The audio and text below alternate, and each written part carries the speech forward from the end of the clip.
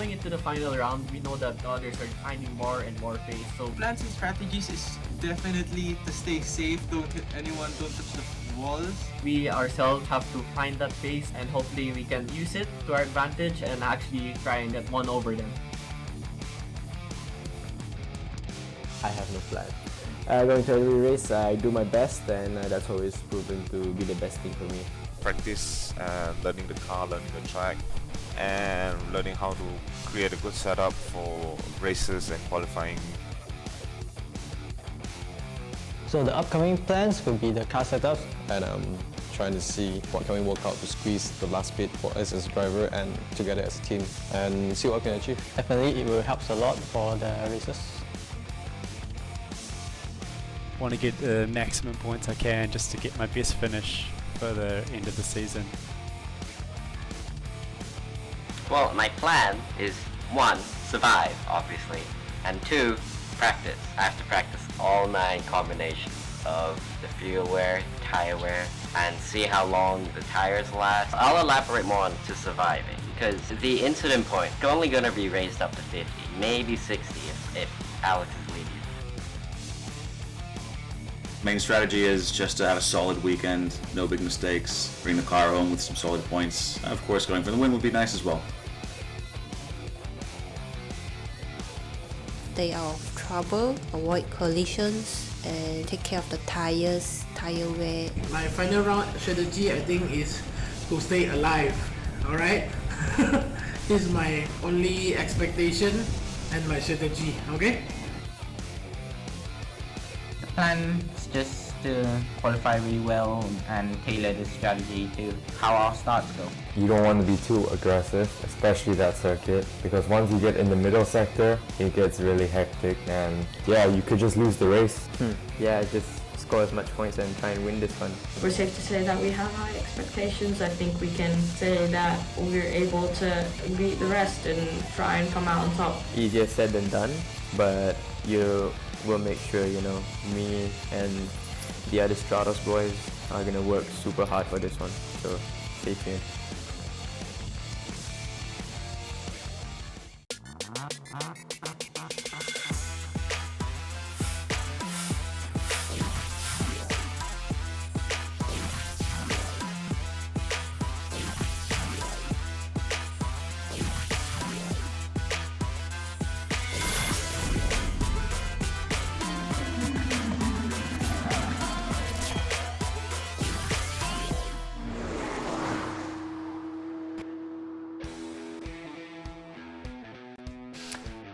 The warmest of movement control welcomes from us in the E1 Racing Championship. Behind the mask, I'm Des Corkill. Alongside me in the studio, Amma Hazik. And we're going around the world to bring you the hosts for today. Firstly though, Ammo, it's the final round of the championship. Quick thoughts going into round 8. Double points, that's what I'm going to say. It's going to be the big talking point for everybody here. If they just need to get their performance together, they just shouldn't go out. They can't retire now. It's the worst possible time to get out and go and crash the car. They just need to finish whatever the cost. Okay, that's Ammo in the studio. We're going to England as well, where Dan Woodruff, who normally sits in this chair, is in splendid isolation. But Dan, you may be in isolation, but you've got the E1 Championship to keep you keep you company. That's right. Greetings from a very cold and wet London. I don't know if you guys can see out the window, but the cold is bearable because we have that season finale tonight. Things are going to be heating up on track. I've been looking forward to this race for weeks. It's my favorite track on the calendar, and I think we're going to have a little bit of a crash fest tonight, boys. What do you guys think?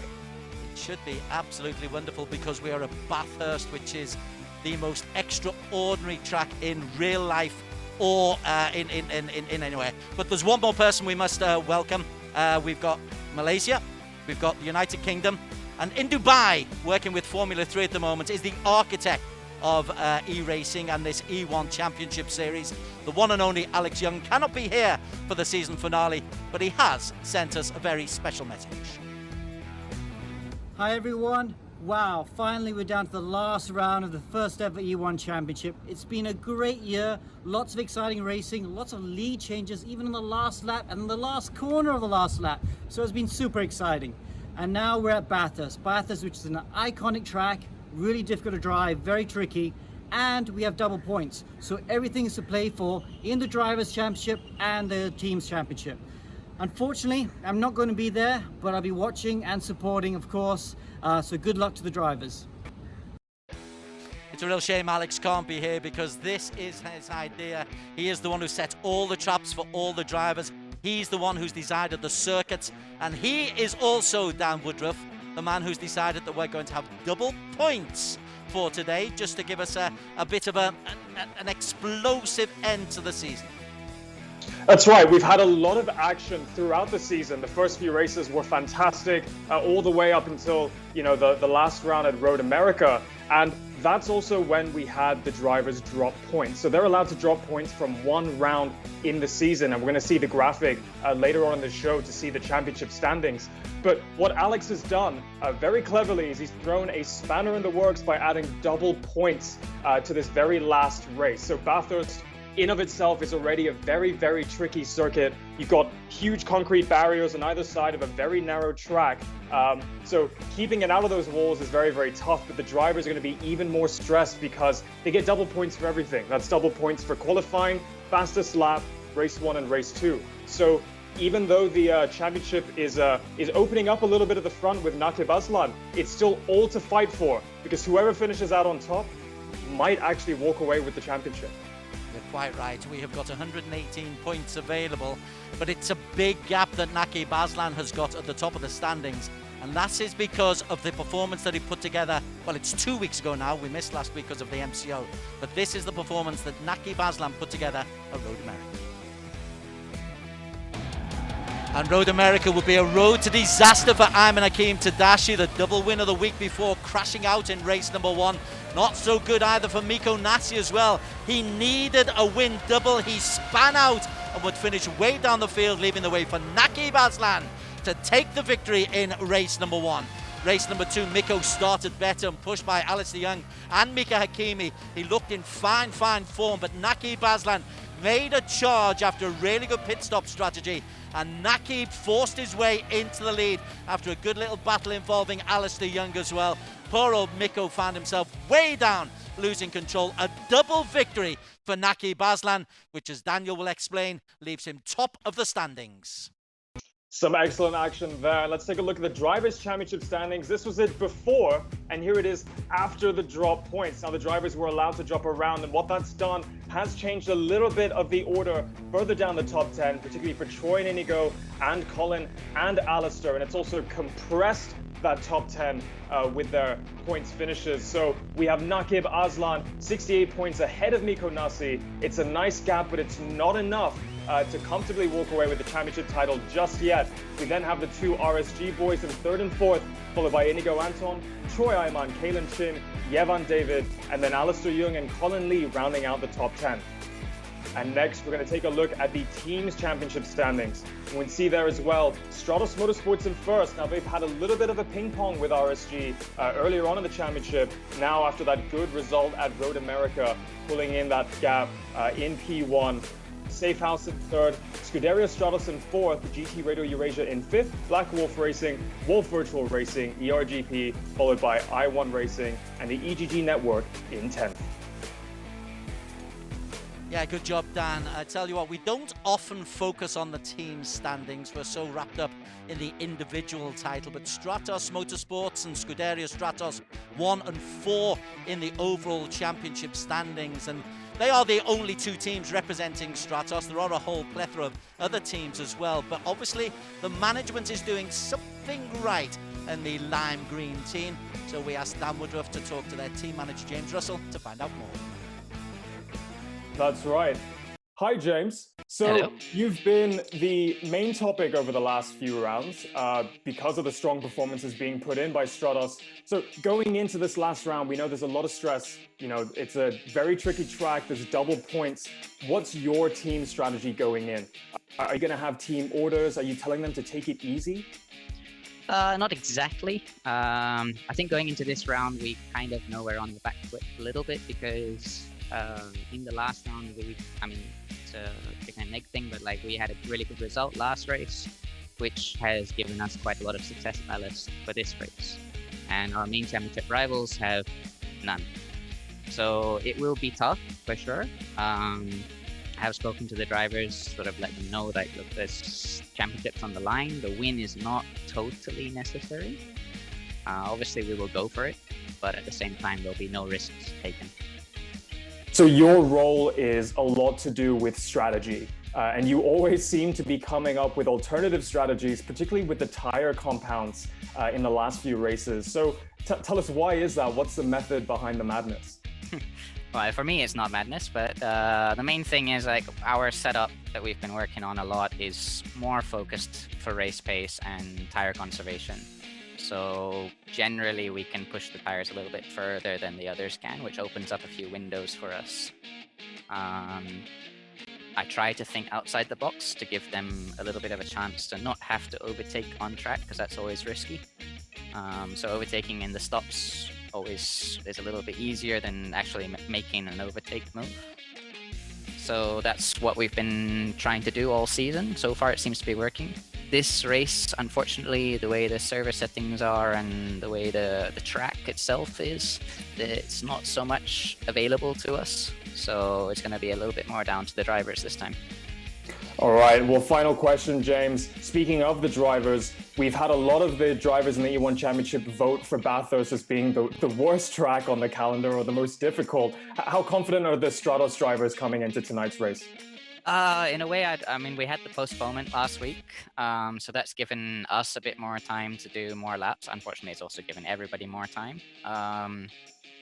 It is a very difficult track. It's the kind of track that rewards consistency. You make one small mistake and it's a concrete wall. So that will be very, very interesting to watch this race. Thankfully, damage is a little bit limited this time, so it will be easier in that sense, but it will still be a very difficult race. All right, well, exciting stuff. We wish you all the best of luck tonight for both of your teams. We'll speak to you soon, James. Thank you. All right, thanks a lot. Great little interview. James Russell running scared, it seems, or maybe not. Maybe just deciding the caution is the way.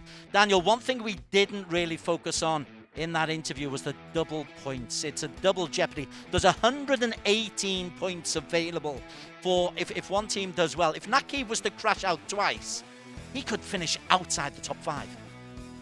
That's right, and I think in the last round in Road America, we saw Ayman Akeem, who was still a favorite to potentially still win the championship, not finish twice. So anything can happen, and that was on a much different circuit to Bathurst, where you've got concrete walls on both sides of a very narrow and bumpy circuit. So one mistake of a driver driving by themselves or a little bit of contact with another driver could mean the difference between a potential championship win and being outside the top 5, as you say.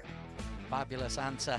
I tell you what, this was designed by Alex Young to give us exactly this kind of finale. Naki Baslan should be in the box seat, but 118 points, double points available. We'll find out more about Bathurst and the final round of the E1 Championship after this very short break. Don't go too far away.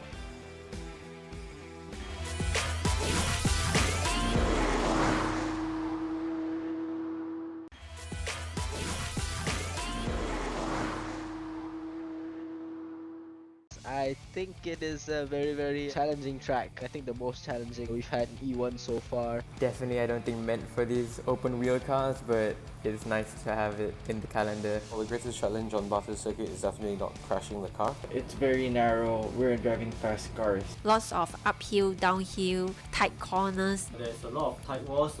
Elevation is quite difficult. Make sure you get the weight transfer right. Make sure you load the front tires correctly. That's important. The biggest challenge would probably be managing overtaking and defending and battling through the race because it's such a narrow track. You know how easy it is to damage the car here, so we just really don't need that. The flow of the whole thing, and with all the walls going past really quick, is really fun, but at the same time it's very nerve-wracking and very stressful. At the top of the hill, skyline, and then going down through the S's, that is probably the most fun part about the track. Reverse grid race, if I start somewhere near the back, will be interesting as well. Difficult to overtake there. We're still in a shot for winning the title mathematically, but at the same time not to put myself under too much stress to capture what we have. It's the last race of the year, so really want to get a good result and just go for it. My expectation in Bathurst circuit, I think, is to get point, no matter it's 1 or 0.5. at least I do something. These guys are terrified of Bathurst. A very warm welcome back to E1 Championship. It is the final round of the season. We've got Amo Haziq here with myself, Des Corkill, in the Astro Studios in Kuala Lumpur. We've got Alex Young away in Dubai. And in London, we have got the normal guy who sits in this chair, Dan Woodruff, in splendid isolation. How are you enjoying your quarantine, Dan? I'm good. I'm glad you're keeping my chair warm for me for hopefully the next season. But no, definitely very, very excited for tonight. I do want to say, no matter where you are in the world, to everybody watching this, make sure that you follow E1 Championship on all of our social media platforms. We have our Facebook live stream as well at the E1 Championship, or follow us on Instagram and Twitter with our handle E1 Race. It's also where all of the information is going to be for our next season. So stay tuned, guys. Don't take us too far away. We've got to finish this season. And there's a little sting in the tail from Mr. Alex Young for today. We've spoken about it. You'll explain it in a short while, but double points. That means there's 118 points available. So Naki Baslan is 68 points clear at the top, and he could still lose. That's right. And what we're going to see is how those double points look. But first, let's go and get a quick refresher, our last one of the season, into the championship rules and format. So here we are in the final leg of the E1 Championship Season 0. We've gone from North America all the way to Mount Panorama in Australia, one of my favorite tracks. And we're going to have the same 3 events tonight. We've got qualifying, race 1 and race 2. And this is where it gets interesting. So points available in qualifying and all the races and for fastest lap, but everything is doubled. So 10 points available for first in pole position and 50 points available for first in the races. Now, of course, the name of the game is to collect as many points as possible, including the rounds that the drivers have dropped after round 7, and to walk away the very first E1 Championship winner. To be collecting all of those points across 8 different rounds so far in this exciting season, and we're 2 races away from finding out who's going to be our very first winner. And our winner, as we like to mention, gets to win $5,000 US in cash from that $15,000 US prize pool. So not bad at all. Prize money for the top 5. So up next, Des, take us through who's going to be racing with us tonight. Thanks, Dan. Yeah, the man who's top of the pile, chasing that $5,000, Naki Baslan, 68 points clear. His teammate with Stratos Motorsport is Yevon David. There have been 4 wins for Ayman Hakim Tadashi and 5 podiums for 17-year-old Mika Hakimi. It's been a strong season for the team in blue. And coming up next, Josh Perwin is a guest sitting in for Alistair Young, who's with his dad in Dubai. He's alongside Mick Onassi, who's had 4 wins and still has a chance of the championship. He's a relative veteran at 34.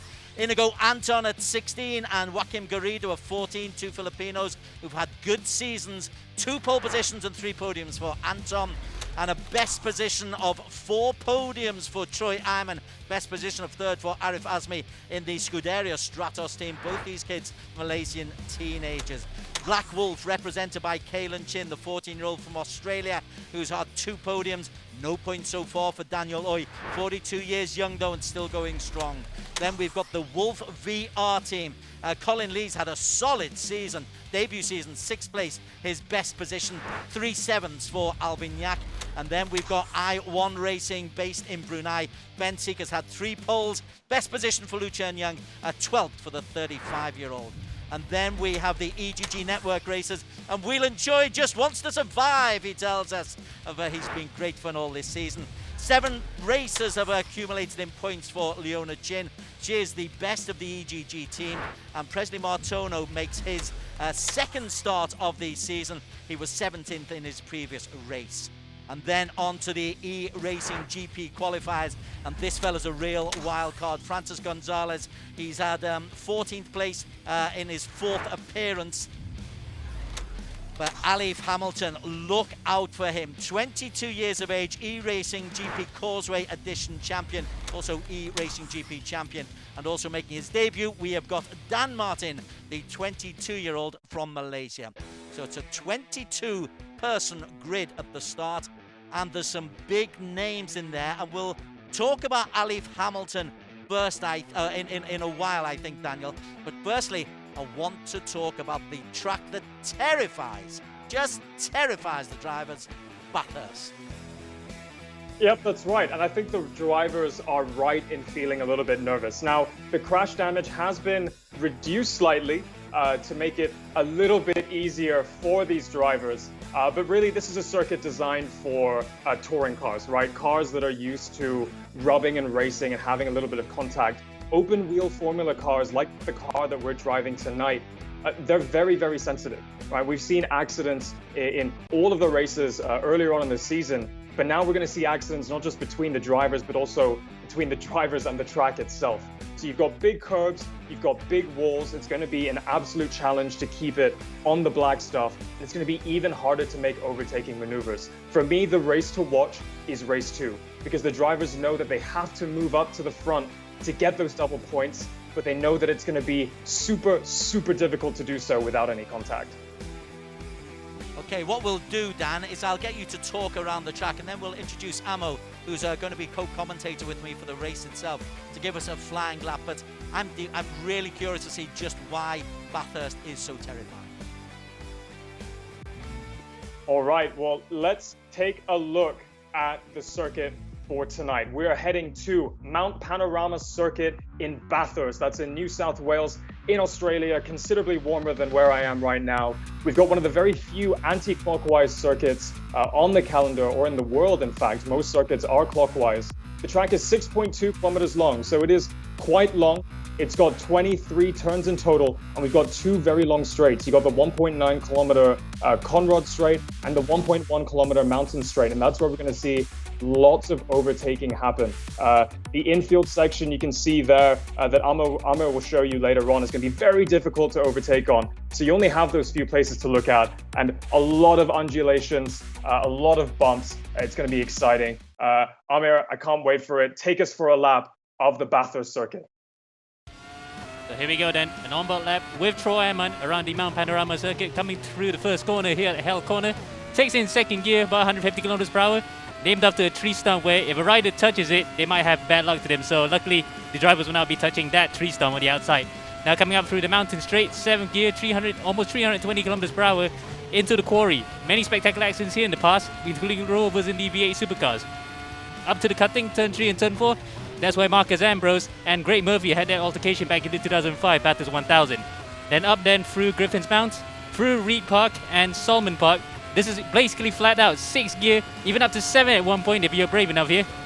Many cars have crashed into the wall here in the supercars, but luckily for Troy in this flying lap, he has gone through. Then up to Skyline, the most spectacular part of the entire circuit, where you can see the whole of the town of Bathurst below us.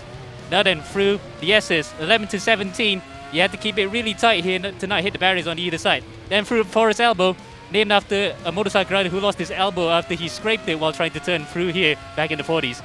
And up to Conrod Straight, more than 320 kilometers per hour here again, depends on setup, but 7th gear, full throttle, named after the fact that when the race was held here back in 1939, some connecting rods failed, so that's why it was given the name.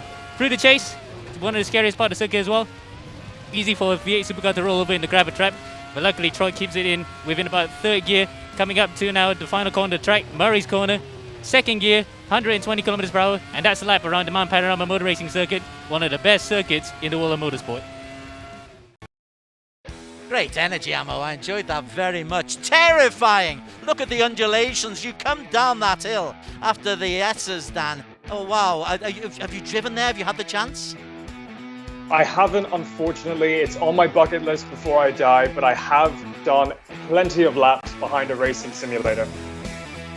Okay, listen, what we'll do, the race is not far away from starting. Let's just go on to practice, where I believe that Miko Nasi has set the fastest lap so far to date. Now, Miko must win, and in the overall championship standings, they've got to hope that Nakib Aslan falls apart. Your thoughts on how you think this might go? Is there too much pressure, you think, Dan, on Naqib Aslam?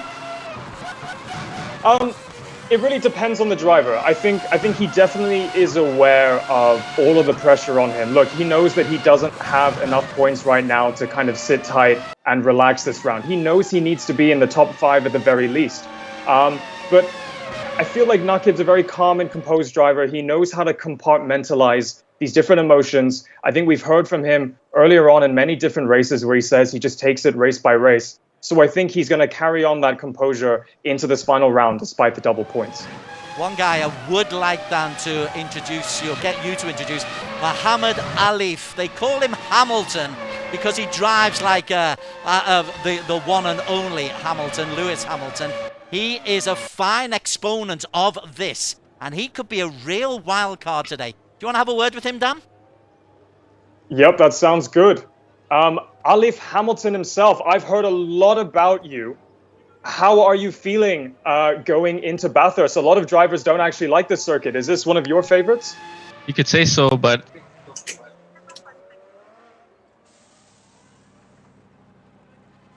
we've got... can you hear me now? Yep, there we go. Cool. Hey, Alif. Yeah, hi. Yeah, Bathurst it's a fun track to drive in. I mean, this is my first round for myself in this championship as well. So I'm just here to have fun. You know, I'll try my best not to interrupt any of the championship proceedings. Fun that just have fun and rock and roll. It's great to hear. Now, you may be at a little bit of a disadvantage because you are joining 8 rounds into the championship. What does your preparation look like going into this race? I mean, I just came back from my morning shift in national service, so I think we can start off with that. Other than that, I have 20 kilos of ballast. Some decent practice, but I mean, I'm still not comfortable where I am. So, yep. Okay, and have you raced on this track before? Definitely. Loads of times in this game and various other games. So, see how it goes. Qualifying is going to start soon, I think. So. See. All right, well, I'll leave you to it. Thank you so much, Alif. Best of luck. Back to you, Des.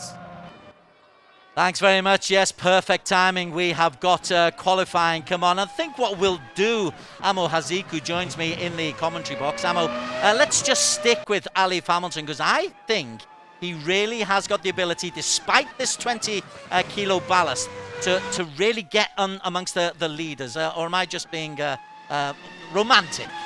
No, you're not being romantic about that one because we saw before, ballast doesn't seem to phase him. If anything, it just makes him drive with even bigger determination.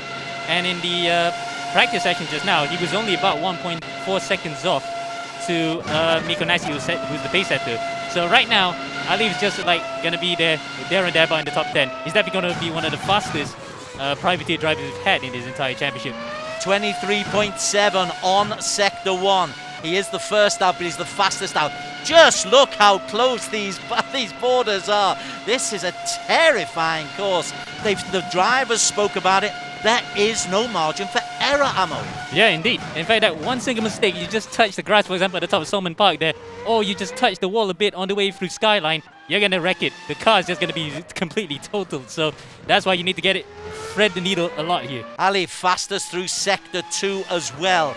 We have bigged him up as he comes sweeping down the hill into this long Conrod straight. He's played that one pretty well. For somebody who's making his debut in the E1 Championship, he's setting one heck of a pace. Indeed, and 50.7 in that second sector, so it's within that ballpark where Mikko was setting through the fastest lap times. Granted, it was a 49.9, so it's going to be somewhere around the 28s at least. However, Mikko Näsi has put in a really quick lap. 0.5 of a second quicker. So Alif is 5th, but Mikko Näsi, he knows he's got to put in a stellar performance. He knows he's got to be perfect. At the moment, so far so good. A 129.1 and looking quick here again. And that's what he needs to do, because he just needs to gain every single point possible against Naqib. Whether over here actually just reset that time, he's got enough time to actually do one more lap at least to improve in that 129.1. And he was in the 28.9s, mind you, so he's not that far off from the fastest times he's set so far in the practice sessions. He means business. He wants to get Naqib on points as quickly as possible. Okay, let's just move away from Mikko just for now, because Naqib Aslan is the man who has got eyes on him. He is the overall championship leader. It's a 68-point lead that he has at the top of the standings. As he comes through here, he's in P3 at the moment, and this looks like he might be just about starting a flying lap as he goes round Hell Corner. Yep, so this is going to be his third lap, I think, according to the timing screen. Yep, third lap right now, coming up through the mountain straight. Where does he set his lap time this time? Coming through the first sector, coming up now through the quarry. Look at that, that's almost full commitment. It's completely flat in these cards, to be honest. In a V8 supercar, he just had the back of it, and no, that to him, that wasn't good enough. So this is going to be nip and tuck now. He needs to get that lap within this 1 minute and 50 seconds that he has remained to actually snatch pole away from Mikko Nasi. He probably has got the opportunity, but Tadashi has put in a quick lap as well. I'm an Akeem Tadashi means that Naki Baslan is in P4 at the moment. Remember, there's 10 points available for the fastest qualification. Then 8, then 6, then 4, then 2. At the moment, Mikko Nasi, who needs every point possible, is on 10 points. I'm an Akeem Tadashi, though, isn't far behind. He's just 4 1,000th of a second slower, so let's see how quick Tadashi is. This is a guy with 4 wins already this season. Yep, and he's only a 10th off behind Mikko Nasi in that first sector. Yes, granted, he was faster last time out, but you never know what kind of time you can find, especially you go through commitment there, through Salmon Park up to Skyline. Let's see if he actually managed to improve on that time. Coming up to the second sector timing beam now, and it's slower, 2:10 slower actually. He has to make all that time as he touches the wall on the way coming to Forest Elbow. He has to make a lot of this time now on the Conrod Straight and into the final sector. This is terrifying as it comes down. Tell you what, the screen is up there at the moment. It says Naki Tadashi, Mika Hakimi, Inigo Anton, Naki Baslan down in P6 and out of the points at the moment. No points at the moment for Naki Baslan. Mikko Nasi picks up 10. Could this be a dramatic finale in the final round? No points for Nakib at the moment, but do not write him off.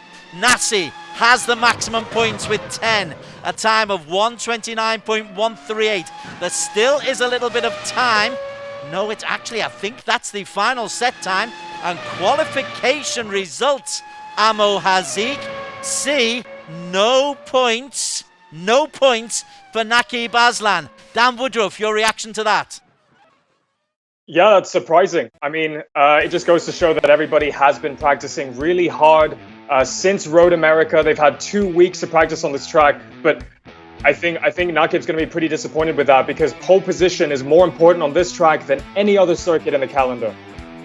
Okay, right. Now then, that was kind of the neutrals are wanting Nakib not to do well in race number 1. Simply because if he did well in qualification and got second place, he would be titled with champion with 1 race to go. At the moment, Nakib still has it all to do. Indeed, and in fact, at 58 points now, it's been slashed from the initial advantage of 68. So he's gonna have to put a Herculean effort to get a win with the fastest lap to actually still be with a chance of actually trying to hold on to the championship. And there's some very, very good race in front of him as well. Not only Nasi, but Tadashi had a very good time. Kalen Chin was pretty good in there as well. We're just getting the countdown now for race number 1. It's a 15-minute sprint race. Gosh, this has been set up absolutely perfectly.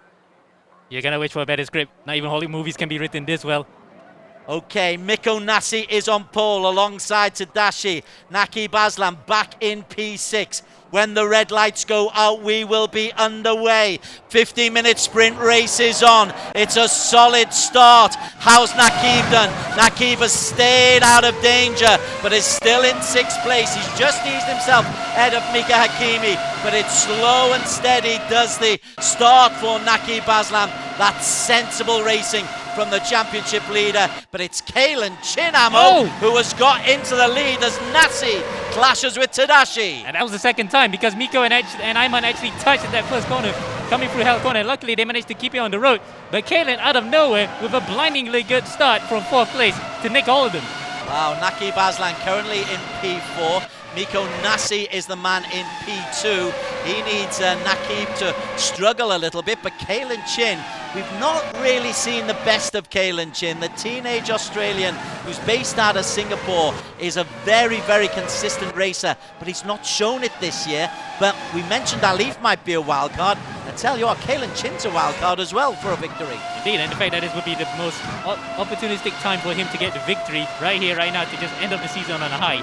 He might not be in contention to actually be in the top 5 to get that $1,000 at least in 5th, but he will take into account next season, he will be a challenger for the title. They come down this long straight, Conrad straight, and then into the chase, and Kalen just gets that one quite right, and it's, look at that, he's established a near 7/10 of a second lead coming to the end of lap number 1. Kalen Chin is the man in the lead. He's leading Miko Nasi, Ayman Hakim Tadashi, but Naki Baslan, after that slow start in qualification, has got himself up into P4. But that's what he needs to do right now, because he's not that far behind from Ayman and Miko, so he just needs to actually just keep behind their tail for the entire race, and the points will be assured. In the second race, he'll probably be in an unassailable lead. So right now, 4th position will do him a world of good in terms of the championship fight. We'll keep a very close eye on what is going on. Let's have a little look at Ayman Hakim Tadashi. Now, this is a guy who won back-to-back races in round 6 and then failed twice in round 7 to really put a dent into his championship hopes. But he loves this kind of circuit, doesn't he? He loves the tight racing.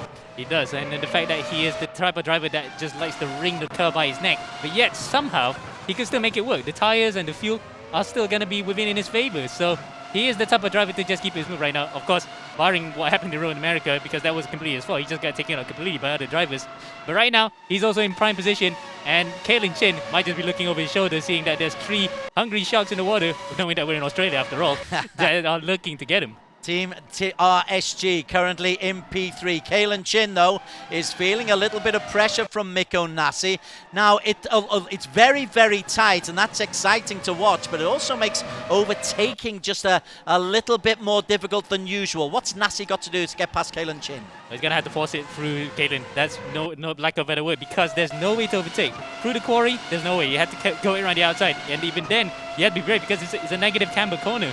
So if he goes out a bit too wide, he's going to smack the barriers. So he's going to have to force it. He's actually going to do what I was going to say just now. He goes around the outside of the quarry, but Kalen is very alert to it and blocks the maneuver from happening just for now. And what I can tell you is that Ayman Hakim Tadashi and Naki Baslan are very, very close behind. 1 through 4, there is barely half a second between them.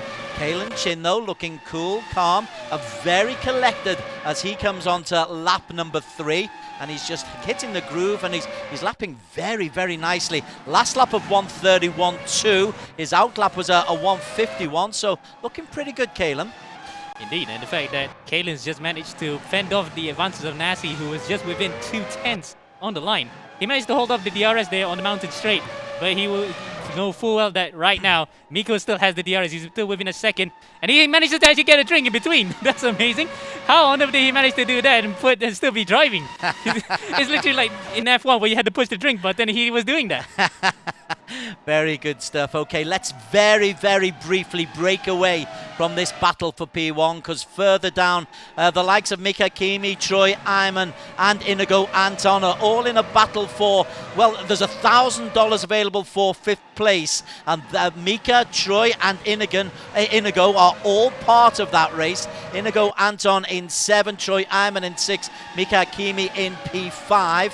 And so this is worth keeping an eye on as well, because $3,000, $4,000, you don't want to throw that away, do you? No, especially the fact Mika has not been happy this whole week. You can see the look on his face. He has not been happy with the game the whole week. He has been having a lot of technical problems, so he'll be wishing that it won't happen here right now, now that with at least $2,000 on the line, he finishes 4th. And he's got Troy Ayman right behind him there for a second. Thought that Troy might have been a bit pushy there, but luckily both just kept out each other's way for now. But Mika here, desperate to hold on to 4th in the championship, because he knows full well right now Ayman, Miko, and Nakib are well too far ahead of him. Up at the front, let's look at Kalen Chin, see how he's doing as they come down the hill into the S's. Kalen just negotiates that one beautifully. None of the front 4 have made anything remotely like a mistake in this opening 4 laps, and so the Bathurst nightmare is actually proving to be plain sailing at the moment. At the moment, at least.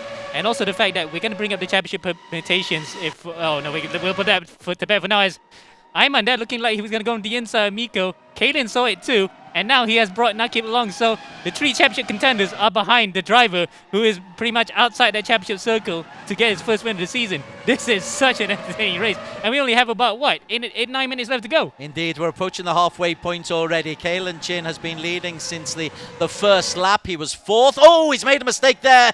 Gone a little bit wide, but Nasi wasn't quite able to take it. But just an indication there that it is not completely plain sailing. As we look behind, Nakib Aslan has a view as Miko Nasi goes around the outside. Cannot get around the outside. Caelan Chin closes that door on Miko Nasi. But that's twice now we've seen Miko make that move. And twice it failed. And again, I did mention just now that even in V8 supercars, they try to go around the outside of the quarry, you're going to end up in an accident because the exit of that corner is a negative camber. So that means that if the cars go slightly wide, it's going to be dragged into the barrier. Miko doesn't want to risk doing that, knowing that a championship is on the line right now. But he knows full well also that if he takes a win here, the championship deficit will only be 34 points, and he's still within that championship gap to actually claim it from Nakib, whatever happens in the second race, because it's a reverse gear race also. Indeed, Nakib Aslan is still holding on in P4 and doesn't look like he's really making a big move. I think he's just happy with double points there. This will be 26 points, although he's got the DRS and needs to be aware that Mika Hakimi has closed in on him. So you've got Ayman Hakim in 3rd, Nakib Aslan in P4. He's on the bottom left of your screen. Doesn't quite get that one right, but Mika Hakimi and Troy Ayman are closing in. And team play will be coming into here because there's the Stratos boys. Yes, the sister team Stratos, we had to add, and the two Resurgence cars in between them. So Miko here is at a disadvantage, and so is Caelan if team play will be coming into play. The permutations are wonderful. Back up to the front. Caelan Chin, 3 abreast. Oh! Tadashi goes around the outside. Nasi holds him off this time. Tadashi has another go. And I think Ayman Hakim Tadashi. No! There's contact. There is contact. And Miko Nasi is forced back into P4. And Nakib Aslan has gone up into P2. Wow, all changed. And the championship permutations changed along with it. This is going to be now in Nakib's hands because Miko there just got pushed out a bit by Caelan, and I think by Ayman as well. We're on board here with Miko around the outside with Mika Hakimi. This has gone wrong. And look at Nakib's going into the wall a bit at turn 12. It's changed again. It's superb. Nakib and Miko are going toe to toe, wheel to wheel.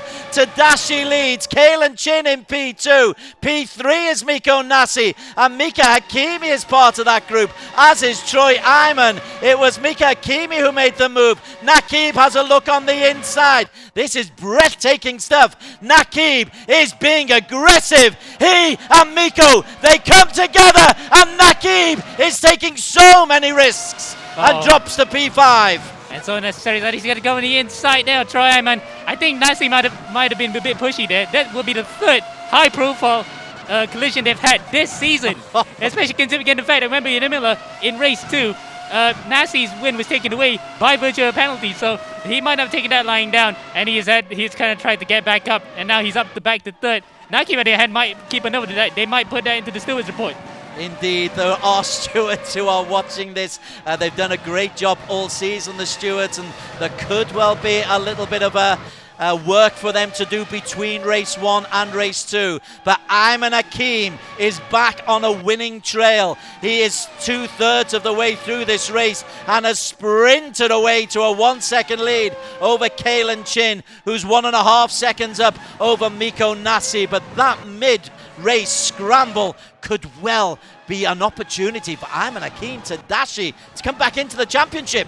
Indeed does, and the fact that looking at where Nakib is right now, he is in 5th at the moment, and that will still be. In fact, Ayman would just be enough by 1 point because there would be 54 points on offer. If things stay the way they are, it would still be a 3-way battle for the championship. And Mika Hakimi, let me tell you, Mika Hakimi is working hard on Nakib Aslan. Hakimi in the blue goes past Nakib Aslan. Nakib is going backwards. Nakib tries to come. The contact from Nakib Aslan. He really is taking a lot of risks, Nakib. But now, look who's in his rearview mirror, Alif Hamilton. Oh, wow, for poor old Nakib, what does he have to do to get away from Ali? Because that would be the last person he would have wanted to see behind, and he's fighting for the championship. Ali's not here to fight for the championship. He's just here as a wild card. Nakib has to hold off a guy who has prevented him from winning the championship before in the ERacing ERGP series. Now he has to do it here when he's on the cusp of the title. And he's going to have to fight back on Mika Hakimi because the points that Mika took away from him are benefiting Ayman Hakim out in front. This is Alif Hamilton, they call him. It's his debut in the E1 Championship, but he qualified quickest. He will fancy knocking poor old Nakib away from the potential title. And I tell you what, this is great news for Ayman Hakim Tadashi. The fact Nakib is involved in a mid-group battle with 3 minutes to go. Nakib has got to be careful. He'll have his eyes on Mika Hakimi ahead of him, but as you quite rightly say, oh, look at that. Mika Hakimi has got to break in, and Nakib and Alif are closing in. And in fact, they managed to pull away from Ali because he has been a bit gingerly, shall we say, because he didn't look as fast as Nakib through there. And Nakib goes around the outside. This time he has the DRS coming through the chase, and he takes back 5th place from Mika Hakimi. Mika then has to come around another lap to get back at him.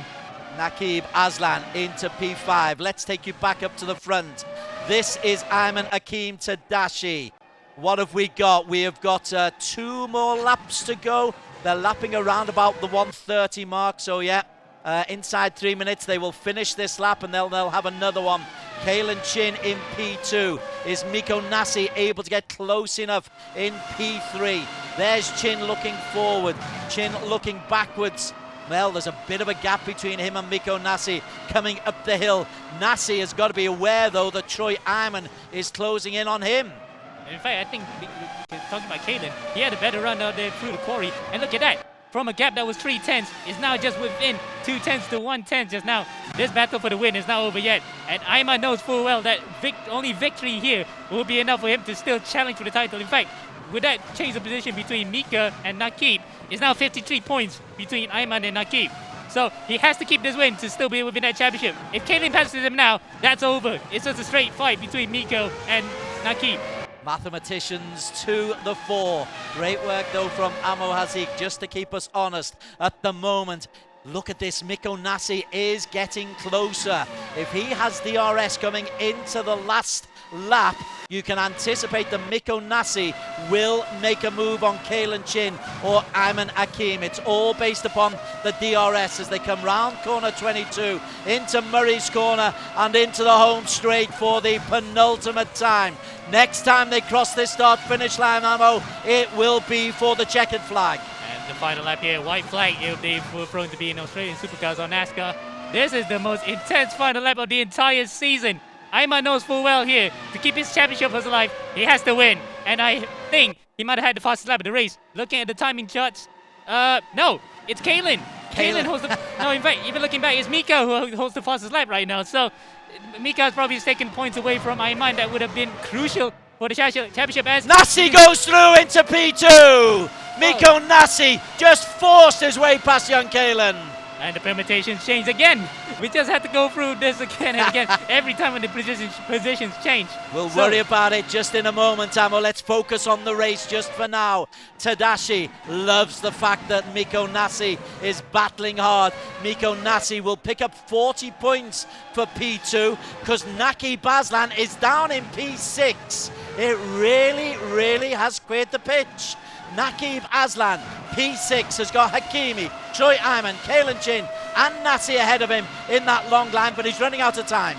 Indeed, and the fact that 6 is probably the best he could settle for right now, and he has to move on because after this, he'll sit in front of the championship contender, so he actually has a better starting position. In fact, look at that, 1, 2, 3, 4, 5, 6 in the same shot, coming through the final corner. In fact, Mika will try to overtake there for the lead as Nasi tries to scare Ayman, but it's not enough. Ayman gets the win. Ayman Hakim takes the victory. Miko Nasi in P2, Kalen Chin 3, Troy Ayman 4, Nakib Aslan in P5. Big smile from Tadashi. Let's see if we can get a very quick reaction. Dan Woodruff, let's see if we can talk to Ayman Hakim Tadashi and his response to that thrilling victory. Ayman, wow, what a race one. This is my personal favorite track. but that's already been my favorite race one of the season so far. There was so much action. Tell us what happened. Ayman, can you hear us? Ayman, I think you're going to have to unmute your audio. Oh, well, I don't think he can hear us, but we saw how elated he was crossing that finishing line in first. He always wears his emotions on his sleeves. I love it. There he is, fist bumping again. Ayman, how was that race one?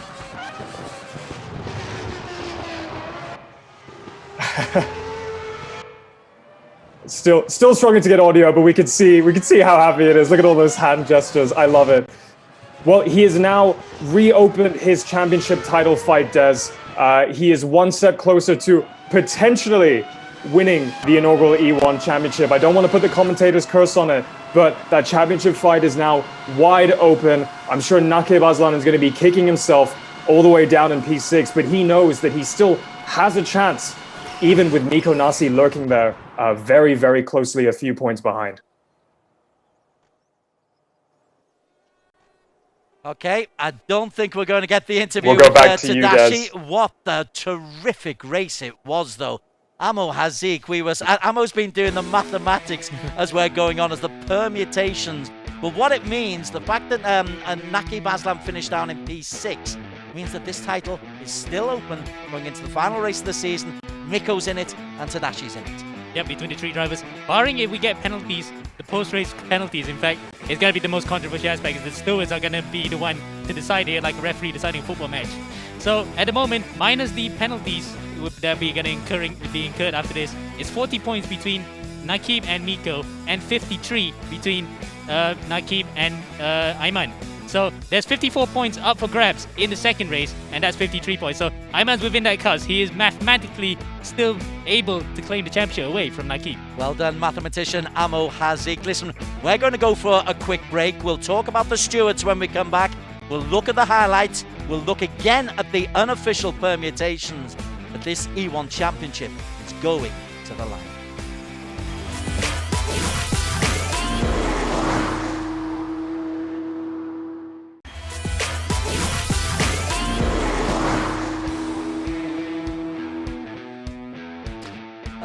Very warm welcome back to the E1 Championship. 15 races gone, 1 to go, and we still don't know who the champion of the Season 0 of the E1 Championship is.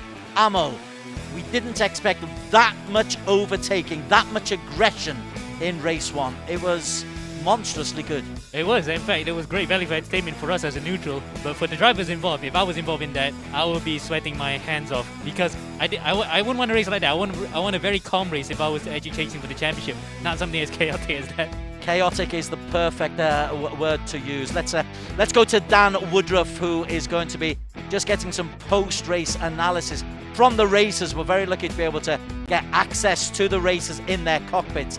So Dan, I hope you enjoyed it as much as we did. I'm hoarse after that one, and you've got to put a little bit of calmness into your questions, because these are key questions for some of the key races. Yep, that's right, Des and Amir. I mean, my hands were sweaty watching that, and I'm in the cold UK. Anyway, let's go straight to the interviews. The man I want to speak to first is Nakib Aslan.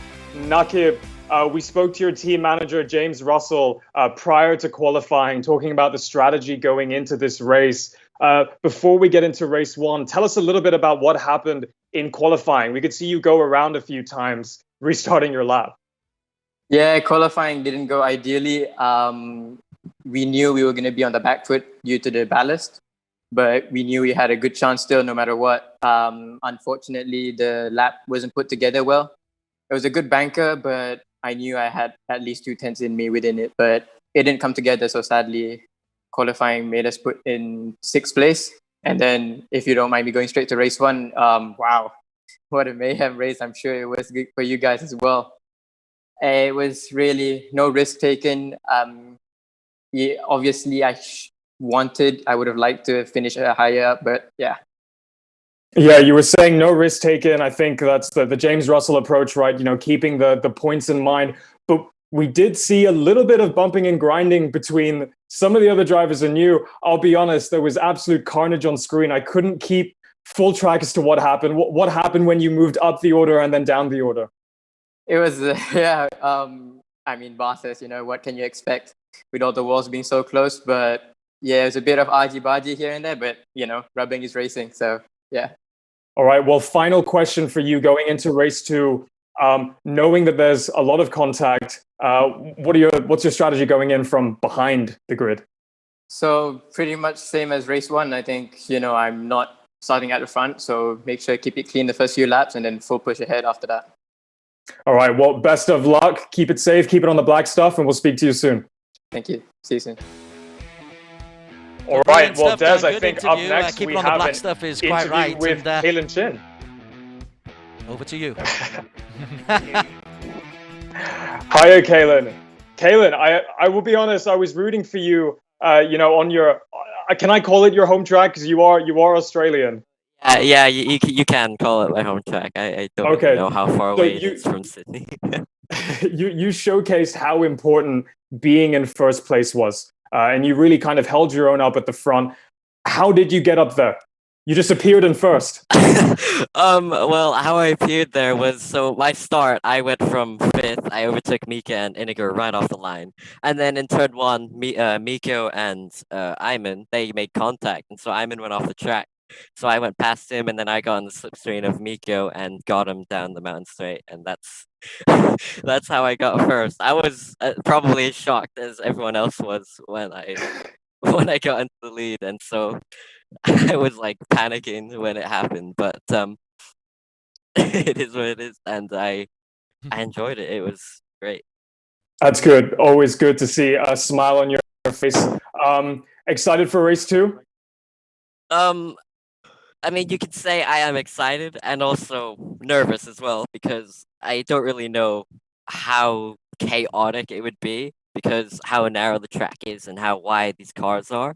It's going to be tough as well. And so I guess all I can say is I will have fun and try and see if I can survive the first lap, and then I'll see what I can do from there.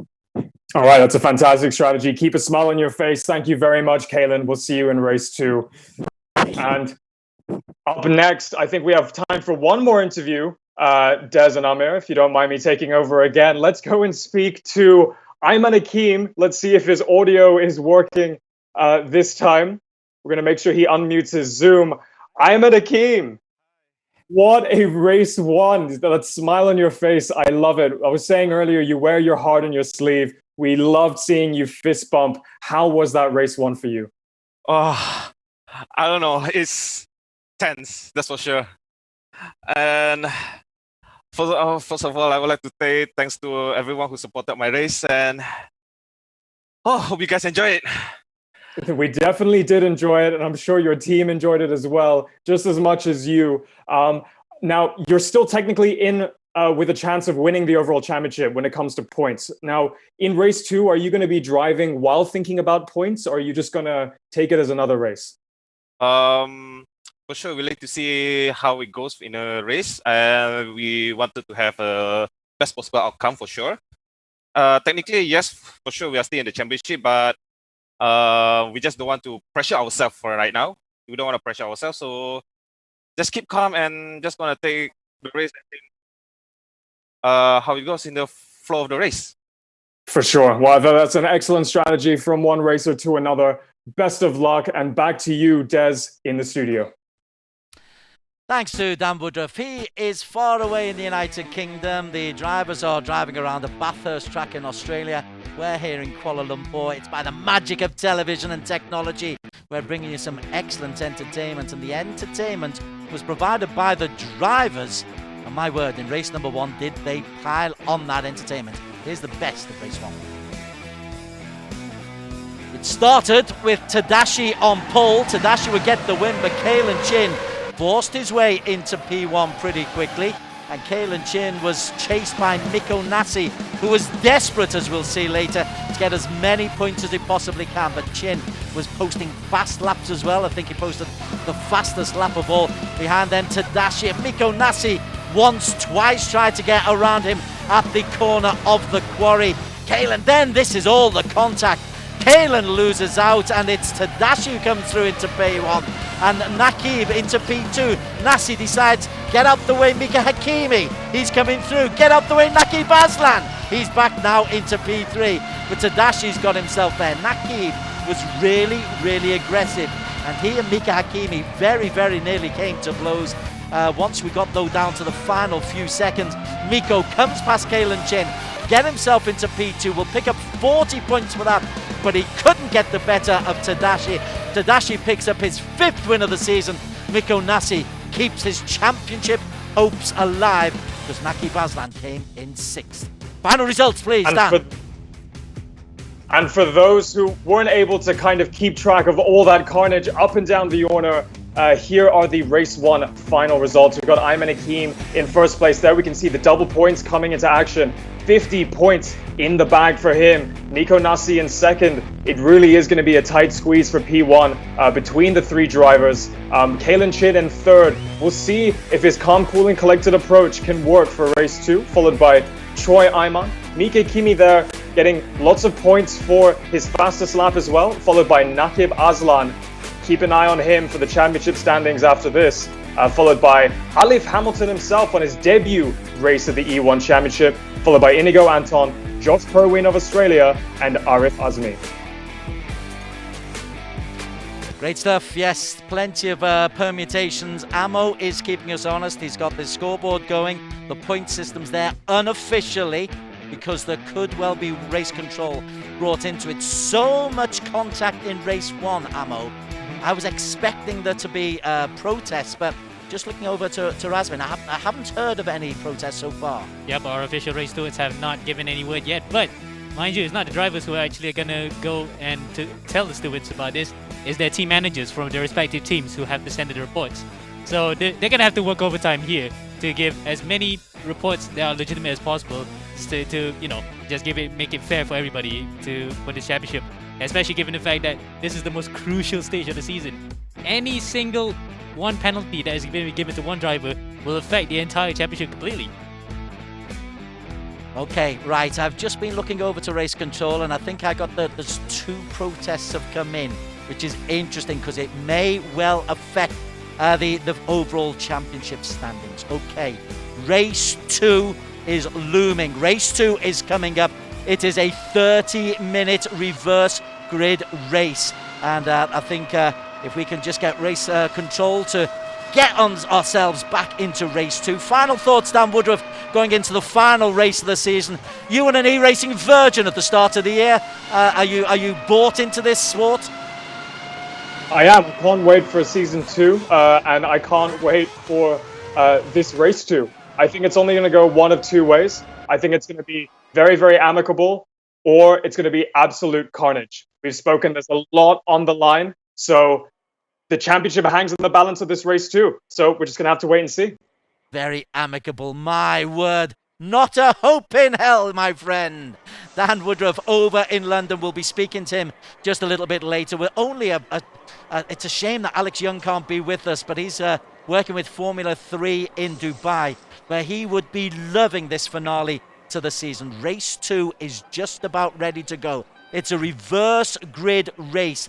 30 minutes, very little overtaking opportunities. Quick thoughts, Amo Hazik? It's going to be chaotic as the first one. That's all I can say. Chaotic. Perfect word for the day. Chaotic. That's exactly what the neutral wants. Okay, we are nearly on go. We have got Joaquim Garrido, the Filipino, on pole position alongside Arif Azmi. Josh Perwin, Inigo Anton on the 2nd row. Alif Hamilton, Mika Hakimi as we are underway. And it's a good start from Arif Azmi. Nakib Aslan off to a decent start as well.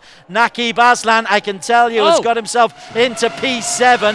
Nakib, though, I think is just staying out of trouble, Amo. Yeah, indeed, and it was a very gingerly start from him. But having said that, he made a whole boatload of positions from the back of the grid. Now he's halfway up to the top 6. Indeed, he's got himself up into P6, and there's a crash. Alif Hamilton spins out. Muhammad Alif, well, we thought he would be a wild card, but that was pretty wild.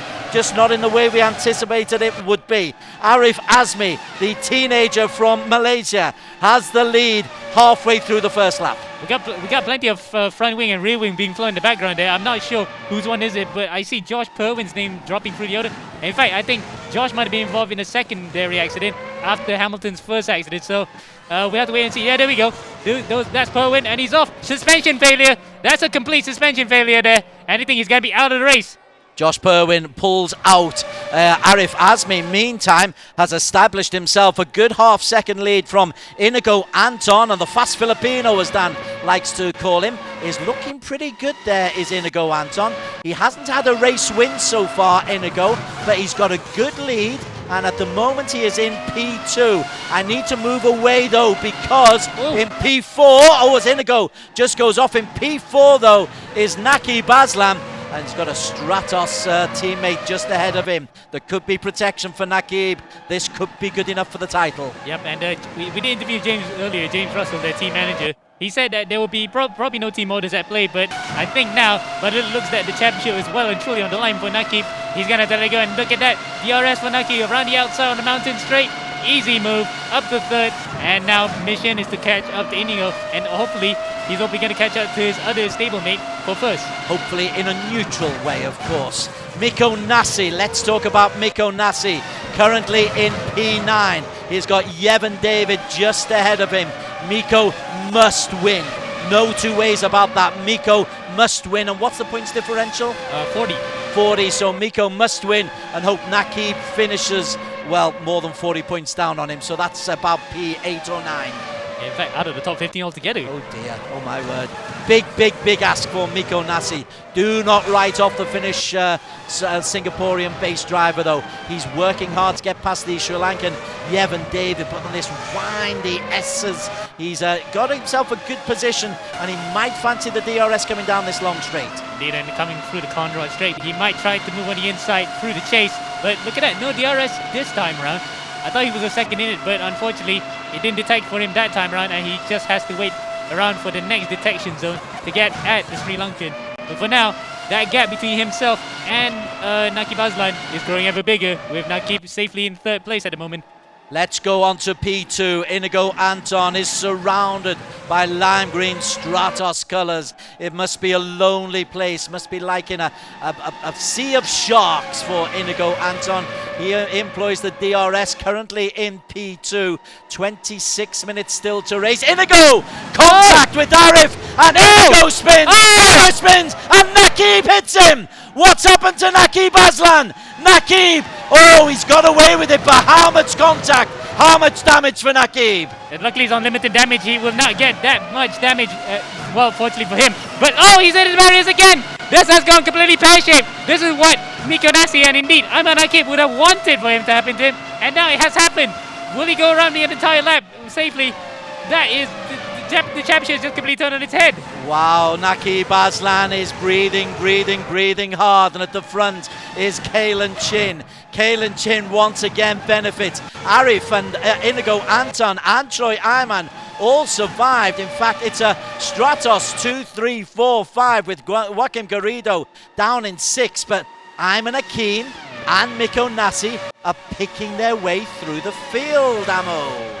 Yep, and Ayman's now up to, well, actually he was in P7 prior to the kerfuffle that happened, what went through the quarry.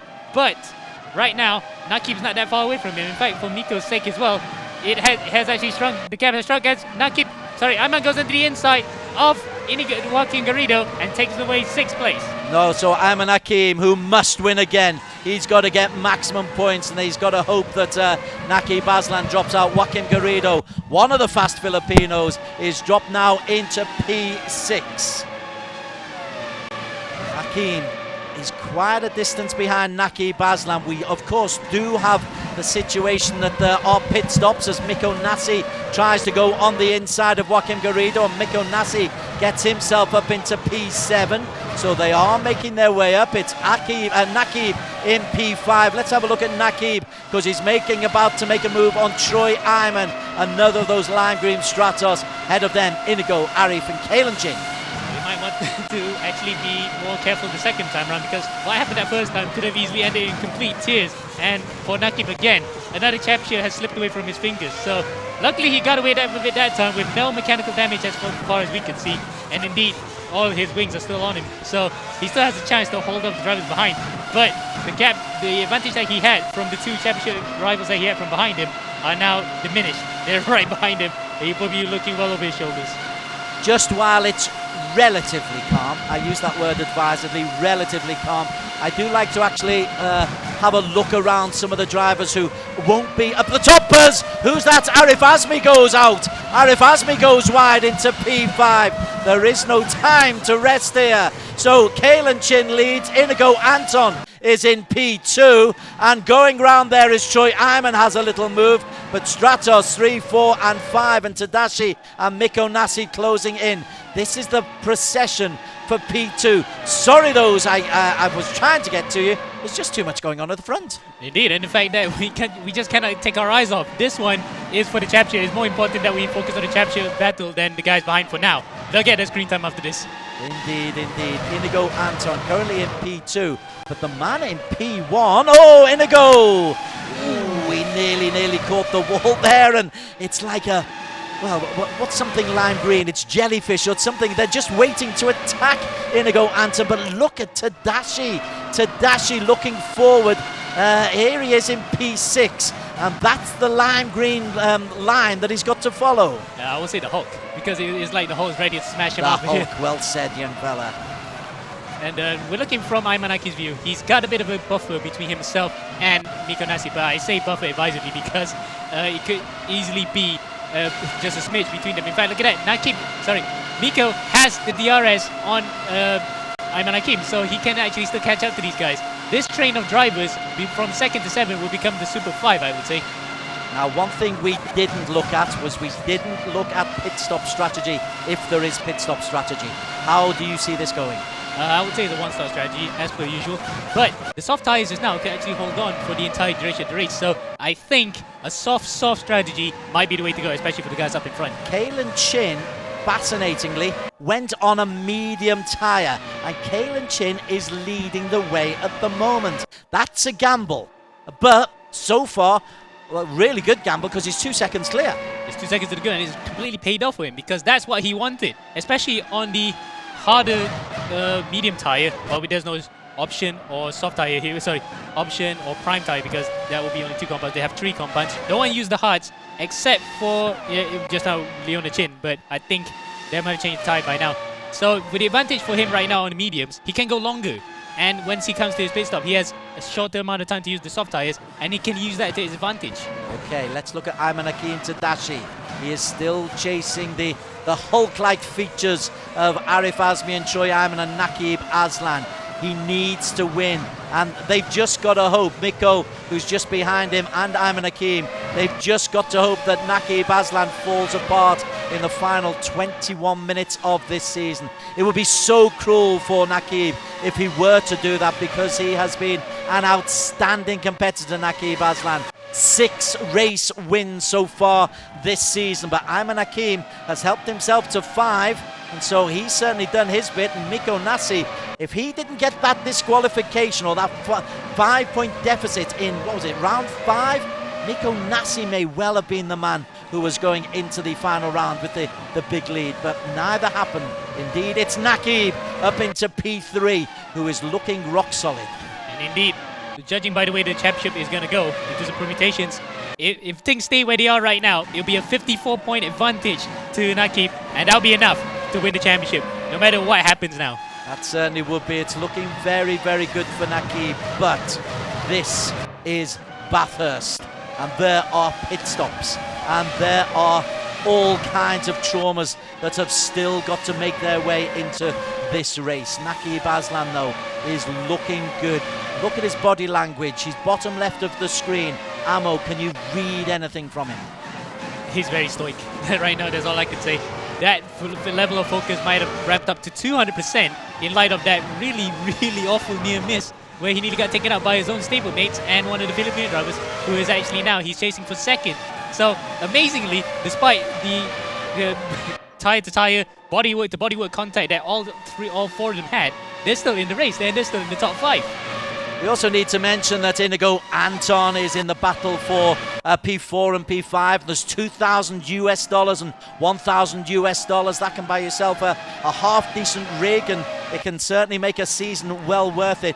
Let's now then, as it looks like it's calmed down, just move away and mention some of those who haven't had a chance so far. Joaquim Garrido started on pole position. He's dropped down to P8, but he's got Alif Hamilton trying just to pick up into P9. Alif, in his first performance of the season, span out early. He's done well to get back to P9. And done amazingly well not to get clouted by the entire field that were pursuing the drivers up in front.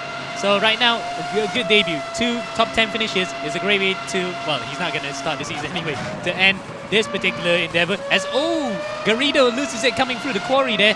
Does he get him through the cutting? No, not this time. Oh, he does! He goes under the inside and he takes away 8th place. So there's going to be 2 top 10 finishes with a 7th and an 8th. Alif Hamilton moves into P8. Let's look at Alvin Yak. He is in P9 as well. Alvin has had a solid season, but I don't think Alvin has had a top 10 finish. Let me just check my stats. It'll be a real good result for Alvin to be able to... he's had 7th. 7th is his best finish of the season so far, so he's trying his best to equal that. Down below him, Dan Martin on debut is in P11, and Colin Lee is in P12. And Colin Lee for Wolf, whose best position is a P6. Now then, I can tell you there is a change up at the front. We've got to move away from Colin Lee because Naqib Aslan has eased himself through into P2. Kalen Chin drops down to P3. Choi Ayman Hakim has got himself up into P5.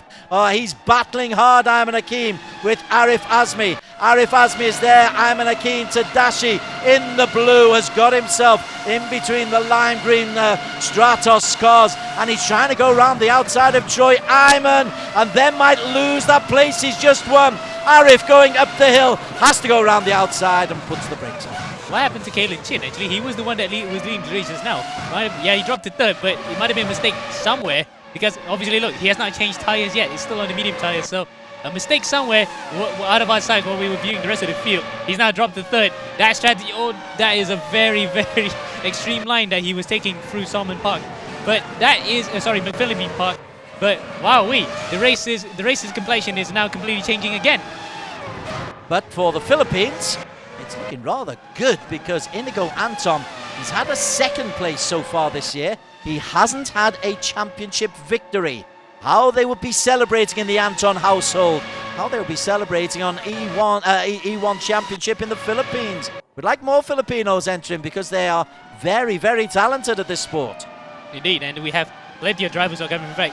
Unfortunately, we don't have another driver who's an exemplary contemporary here, which is Luis Marinas. Inigo Anton comes into the pits. So the soft tires don't really last the whole 50 minutes, but I think he might just go for the mediums to go to the end of the race, as so is Ayman Hakim coming in, and I think further behind was Arif Azmi. So 3 drivers within that top 6 coming to the pits. And Miko Nassi has also gone into... No, Miko Nassi has stayed out. Miko stays out. He's currently in P4. This has got to be a fast lap for Miko Nassi. Otherwise, his title is in jeopardy. Actually, 2nd place in jeopardy for Miko because Tadashi won race number 1. But it's so close between them, unofficially. Yep. So close. And in fact, look at that. We have the pit stop indicator on the left there. Sorry, on the left of the screen. On the furthest right of the graphic, 4 drivers coming in just now, and it was Anton, Hakim, Azmi, and Alif, along with Garrido now with the 5th driver coming in. So those guys are the early birds to come into the pit stops and change tyres. But crucially then, they go onto the soft tyres. All 5 of them coming into the pits and changing back onto keeping the soft tyres. Kalen Chin is still out there. Here is Kalen Chin. Oh, he's very, very close there on the back of Troy Ayman. Kalen tries to go around the outside. There's no room at this circuit. Oh, yes, there is. There is. No! Troy Ayman!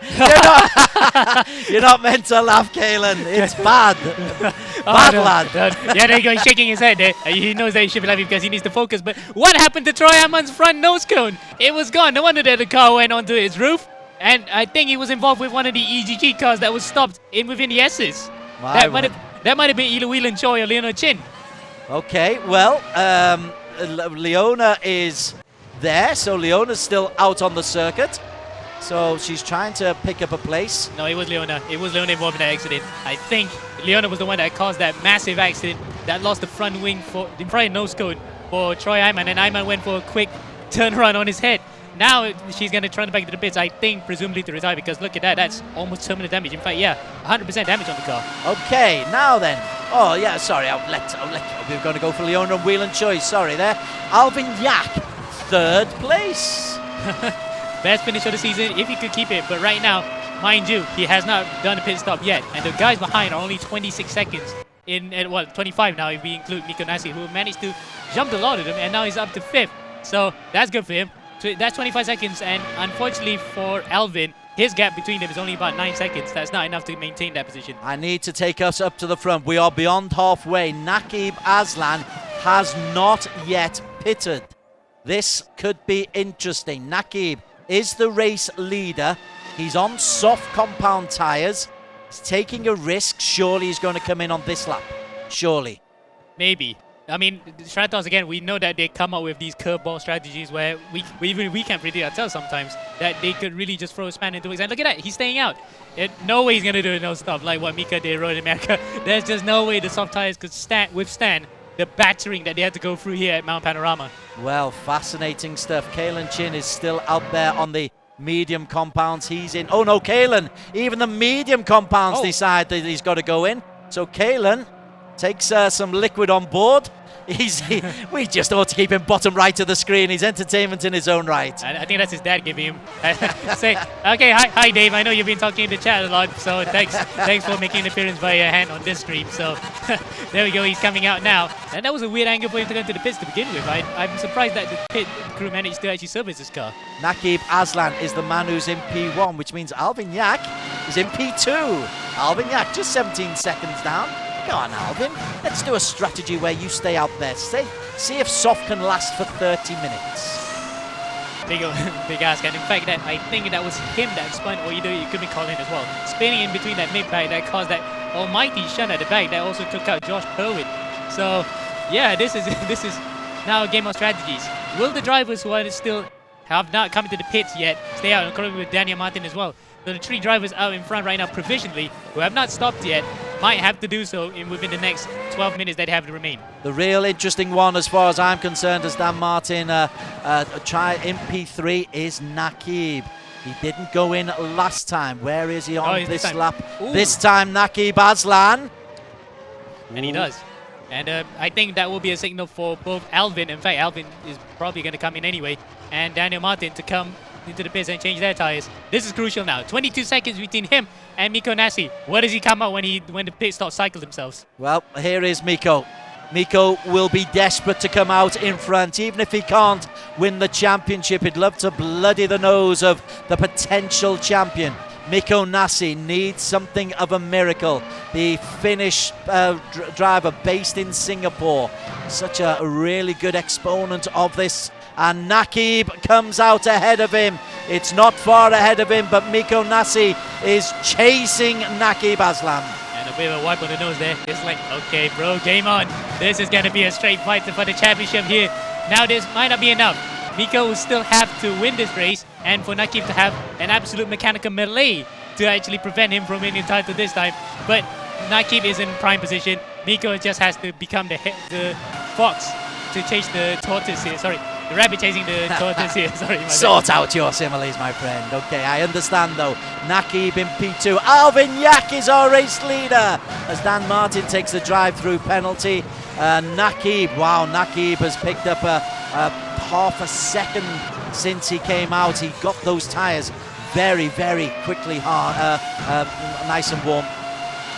Yep, and there we go, we get Mikko back again. He's been wiping his face quite a lot. Probably he's trying to prevent the sweat glands from permitting any more sweat here. But really, the battle between these 2 drivers has been going on all year. We already had a collision just now in that first race. One of the many 3 instances so far this season, I've counted at least, that they have high-profile collisions. And one of them resulted in a penalty for Mikko. Now then, would Mikko be desperate enough to go? He's in the pits. He's in the pits. Mikko's in the pits. Well, I'm not sure why he's going again. We might have missed that. He might have had a penalty or something, because I'm pretty sure he already came in just now and changed into his tires. Is that a drive-through? That's a drive-through, isn't it? Yes, it's a drive-through, and sorry, we might have missed it. Sorry, folks, we might have missed that one. Nico would do a voluntary drive-through, but there, that opens up the door wide ajar for Naqib Aslan. Stay on the black stuff. That is the only instruction from Stratos Motorsports.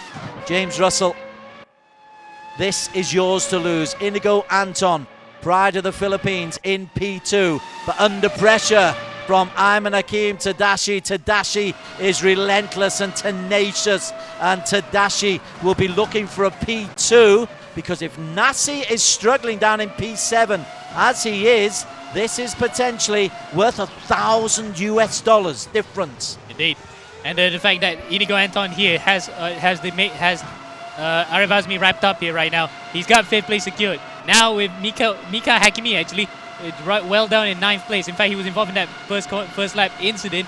Is well and truly up to 4th place, I think, as Ayman goes around the inside through the chase. Does he get the move done? Yes, he does. Extremely late braking there, coming through the chase, and he takes 2nd place. That is 2nd place confirmed for Ayman now, because by permutations, he was 1 point ahead of Miko when Miko did a drive-through penalty. My word, that could well be worth $1,000 to the man bottom right of your corner. Let's not jinx it. He's still got 8 minutes to race. Still an awful lot of time. An awful lot can still change. Miko Nasi in P7 at the moment after that drive-through penalty. He's got Arif Azmi and Muhammad Alif Hamilton in his sights, but Miko, halfway through this season, Miko Nasi was odds-on favourite to win this title. Then he lost those 5 places in that one race, and the whole momentum of the season swung towards Naqib as Miko swings inside Arif Azmi. Well, around the outside, in this case, through the cutting, and manages to make it up to 6th. Now, with Ayman up to 2nd, the championship permutations change again. In fact, I think this is now just a straight fight for 2nd. Naqib has the title in the bag with the race lead up in front right now. But it's interesting to find out what's going to happen here between the battle between 2nd and 3rd places. Okay, so Naqib Aslan is about to come up and overtake, I think it's Leona Chin. Leona Chin, there she is. Let's look backwards, Leona. There is Naqib. Don't go into the wall, Leona. That is the big thing for her, as she just gets out of the way and lets Naqib Aslan overtake her. So well done from Leona. She's got Whelan Choi ahead of her. There is Leona, and Whelan Choi is in the other of the ERGP cars, so the EGG cars. And it's good to focus on them just at the moment, because for once today, the temperature has just dropped. Yeah, everything's gone off the boiling point now, to be honest, because it was just like, the intensity of the championship is gone, because yes, we only have about 6.5 minutes left to go. Anything can happen in front. A back marker can easily just throw the spanner into the works and throw the advantage for Naqib Aslan off. In fact, here comes Naqib coming through the inside. Whelan Choi as Ben Seek wall rides his way, almost Mario Kart style, through the Reed Park and through Salmon Park. Luckily get together as there is, well, his chair's rocking, but I think he has the pneumatic mechanisms here in the chair to make it feel more realistic. Ben Seek is in his first season, I1 Racing, based out of Brunei. They put some good performances together, particularly in the reverse grid race. I think that's Whelan Choi. Disappears as Ben rather enjoyed that one. Chern Lu, his teammate, just behind him. Chance to focus on these guys as Leona and Whelan Choi. Wrong. No, don't reverse, Whelan. Whelan. Wrong way. Whelan. Wait. J-turn. Do a J-turn. Oh, that's me. That's how Mika. Luckily, he has out of the way. Start the car, Whelan. Unfortunately for him, these cars just don't do 2-3 3-point turns in the middle of a race. Yep, that's banging front and back. There's a highlight for you. Okay. Great stuff, Whelan Choi. Sensational stuff, Naqib Aslan. He leads Tadashi by nearly 5 seconds. Oh, wow. Sorry, just had to take my breath off that. Take my breath back for that one. That was the most unusual thing we've seen all season. Naqib Aslan, serenity personified. The crown. Let's get the crown ready sort my head size out. Not modest this time. This is an opportunity for Naqib Aslan to put 5,000 smackaroonies into his bank account, and that will go down very, very good, very, very well in the bank of mum and dad. Yeah, indeed, and the fact that he'll have still extra for himself to spend also on his brother, because mind you, remember his brother Nabil Aslan, a very happy sim racer himself, so that will be a happy time for the family with the amount of money they've won today. Right, let's just carry on the racing though, because Tadashi is still in P2, so he's doing all right. Inigo Anton, he's looking for another podium, is the fast Filipino, trademark for Dan Woodruff. And in P4, we've got Kalen Chin, who's now on the soft compound tyres, and he's got Alif Hamilton closing in very, very close behind him. Alif, remember, span out early on, did Alif. So this is a terrific drive from the Singaporean. Indeed, and the fact that he somehow managed to actually make the strategy work as well in a car that weighs as much as the championship contenders. So he has been driving absolutely well. And I did say earlier, balance just doesn't phase him. He will drive even harder. And now he's challenging his usual sparring partner in the ERGP series for 4th place. And what a way to end the season for him, for his debut. Kalen Chin in P4. Kalen is still an outside bet for the $1,000 available for first prize, but the $5,000 is just 3 minutes away for 20-year-old Naqib Aslan, based out of Shah Alam in Selangor in Malaysia. He has worked ever so hard. He is closing in on race win number 7 out of 16, and that in itself is worthy of a champion. And in fact, here's the other stat that's also mind-boggling. He has never finished outside the top 5 until that first race just now. All his results, even to the one that in Japan where he got spun around by Nico, he never finished outside the top 5. He was 5th, and then after that, second in the first race. After that, just wins podiums. Then the 4th last time, 3 weeks ago in Singapore. Sorry, 4 weeks ago in Silverstone. Then the double in Road America, and then today, 6th place. That's his first outside the top 5 finish. It's an absolutely been scintillating form from Naqib. I'm Hakeem Tadashi. He's had 5 victories, including a brave one in race 1 today. So a 1-2. He can't do much better than 90 points, plus whatever he picked up in qualification. 90 odd points out of a potential 118. That's a brave effort for P1. But instead, he will pick up P2 in the overall championship because Miko Nasi is trailing down in P6. And he's a long way from home here. In fact, he's 3 seconds away from Alif. There's no way he can make out 3 seconds in the space of just 2 minutes in the entire season that we have that remain. Whatever happened just now with the drive-through penalty, he might have actually just cut a corner, or he forgot to put that pit lane speed limiter just in time. It was enough for him to get a penalty, and now he can say goodbye to second place in the championship as well.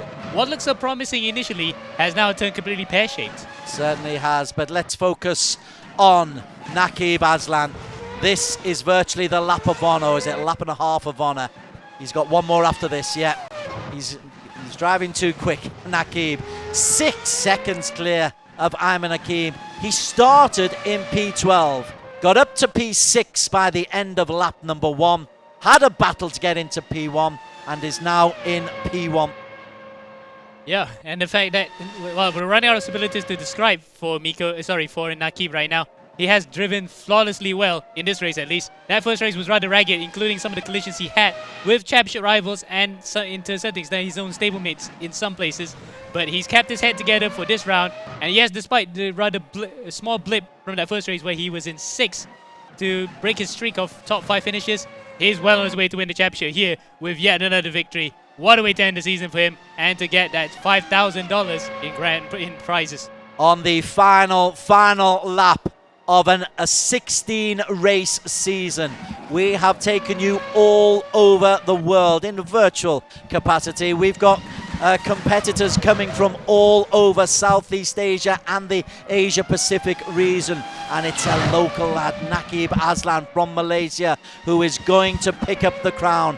The race time is over. You complete the lap that you are on to complete the race, and Naqib Aslan in splendid isolation is going to pick up win number 7 of the season. He's also going to pick up the fastest lap with a 1:29. 29.927, going out in a blaze of glory, Amo Hazik. Indeed, and the fact that it's just one way to sign off on the opponents and just say, well, there you go, guys. I've proven to you guys I'm the best, and nothing can take that away from me. Nakib comes down the long straight for the final time. We'll have to hit the chase, and then we'll just have the final corner to negotiate, and we are about to crown our first Season 0 E1 champion, race winner of race 2, and E1 champion is Nakib Aslan. Wow, what a way to finish this. In fact, there we go. His brother's just coming to shot. Nabil was commenting on our live stream. That is, there we go, face of pure joy. We had a moment of altercation prior to that in Silverstone, remember, in the ERGP, where Nabil cost him the championship. But this time, he will not be denied. He gets his well-deserved title. And look at what it means to him. He's trying to do, here we go. He's going to do donuts here at the mountain straight. Okay, let's go up to Dan Woodruff, see if he can get a reaction from our E1 champion. Nakib Aslan, I assume that's P1, judging by that reaction from you and your family. How much does this mean to you?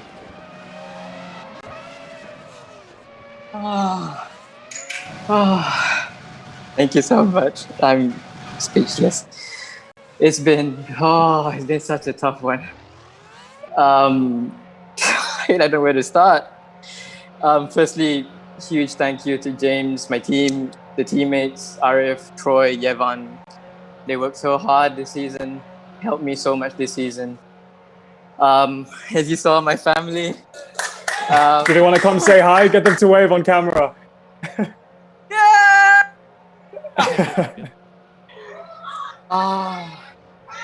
My friends, who text me every time after a race. You know, you guys, I really appreciate. Man, what a season! That's right. It's been an amazing season. What happened in that race? Tell us about it, because it was a bit less carnagey, a little bit less kind of accidents there, but you still had your fair share of bumping and grinding at one point. It was up and down. I think there was moments where I thought we were going to lose the race, especially with Miko coming back. And then having the incidents happen right in front of my eyes. Oh my God. I can't believe we pulled it away.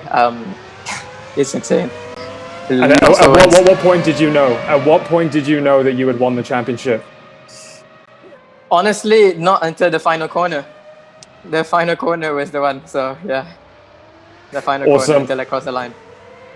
Well, I'm sure we're going to get a couple more words from you later on in the program, but all I can say right now is congratulations to you and your family. Enjoy it. So very well deserved. Back to you, Des, in the studio.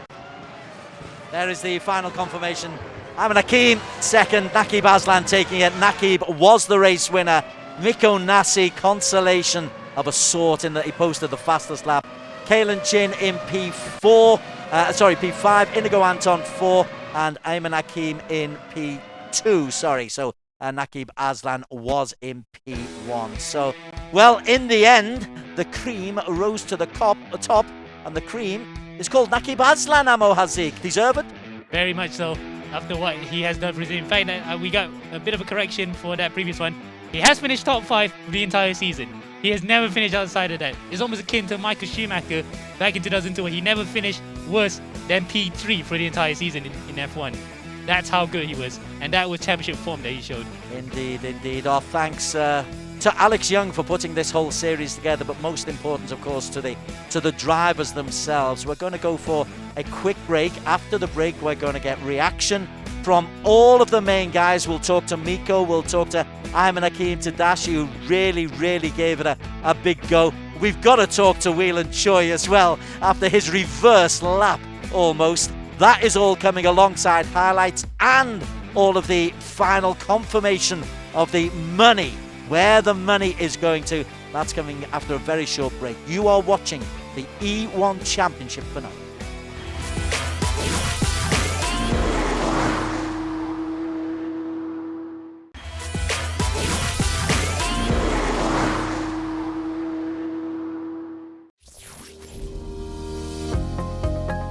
Thank you, Alex, for inviting me to the E1 Championship Round 0. Thank you him, he bring me to the international stage.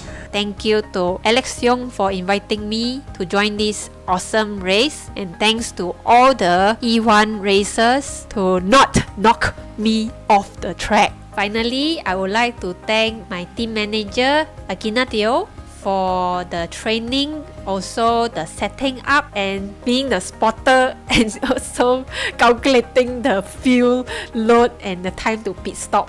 Thank you my teammate Leona. Also thank you Aiman Akim, because after first round and second round I call him up and say, hey, actually how to drive this thing in a race.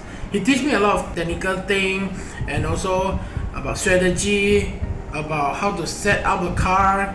Only I can keep up with them. Thanks to Wolf Virtual Racing for supporting us, and Hussein for being a team manager and spending his time coming up with strategies and helping us. And lastly, I'll be thanking Alvin Yap. If it's not for him, I wouldn't be in this race. I want to say a big thank you to Wolf Esports, the motorsport people, and No Equal for making this happen, for giving us this opportunity to drive for the E1 race. Also, I want to thank you, Hussein, my team manager. You have put up a lot of effort for us trying to find out the right schedule, the right setup, the right strategy for the team, for the guy, for Colin, me and Colin. Got to thank James Russell, team manager of Stratos, all my teammates Troy, Evan, Nakib. I would just like to give credit and offer a special thanks to James Russell, team boss of Stratos. I'd also like to thank my teammates for always pushing me to the limits. Without them, I don't think I'll have a proper challenge or get to know where my limit is, so they've definitely helped me to find that limit. I'd like to give a lot of special thanks to my sponsors for the sim racing this year. We had Gaming Safe, True Drivers program with Phi and Pun in Singapore. They helped us a lot.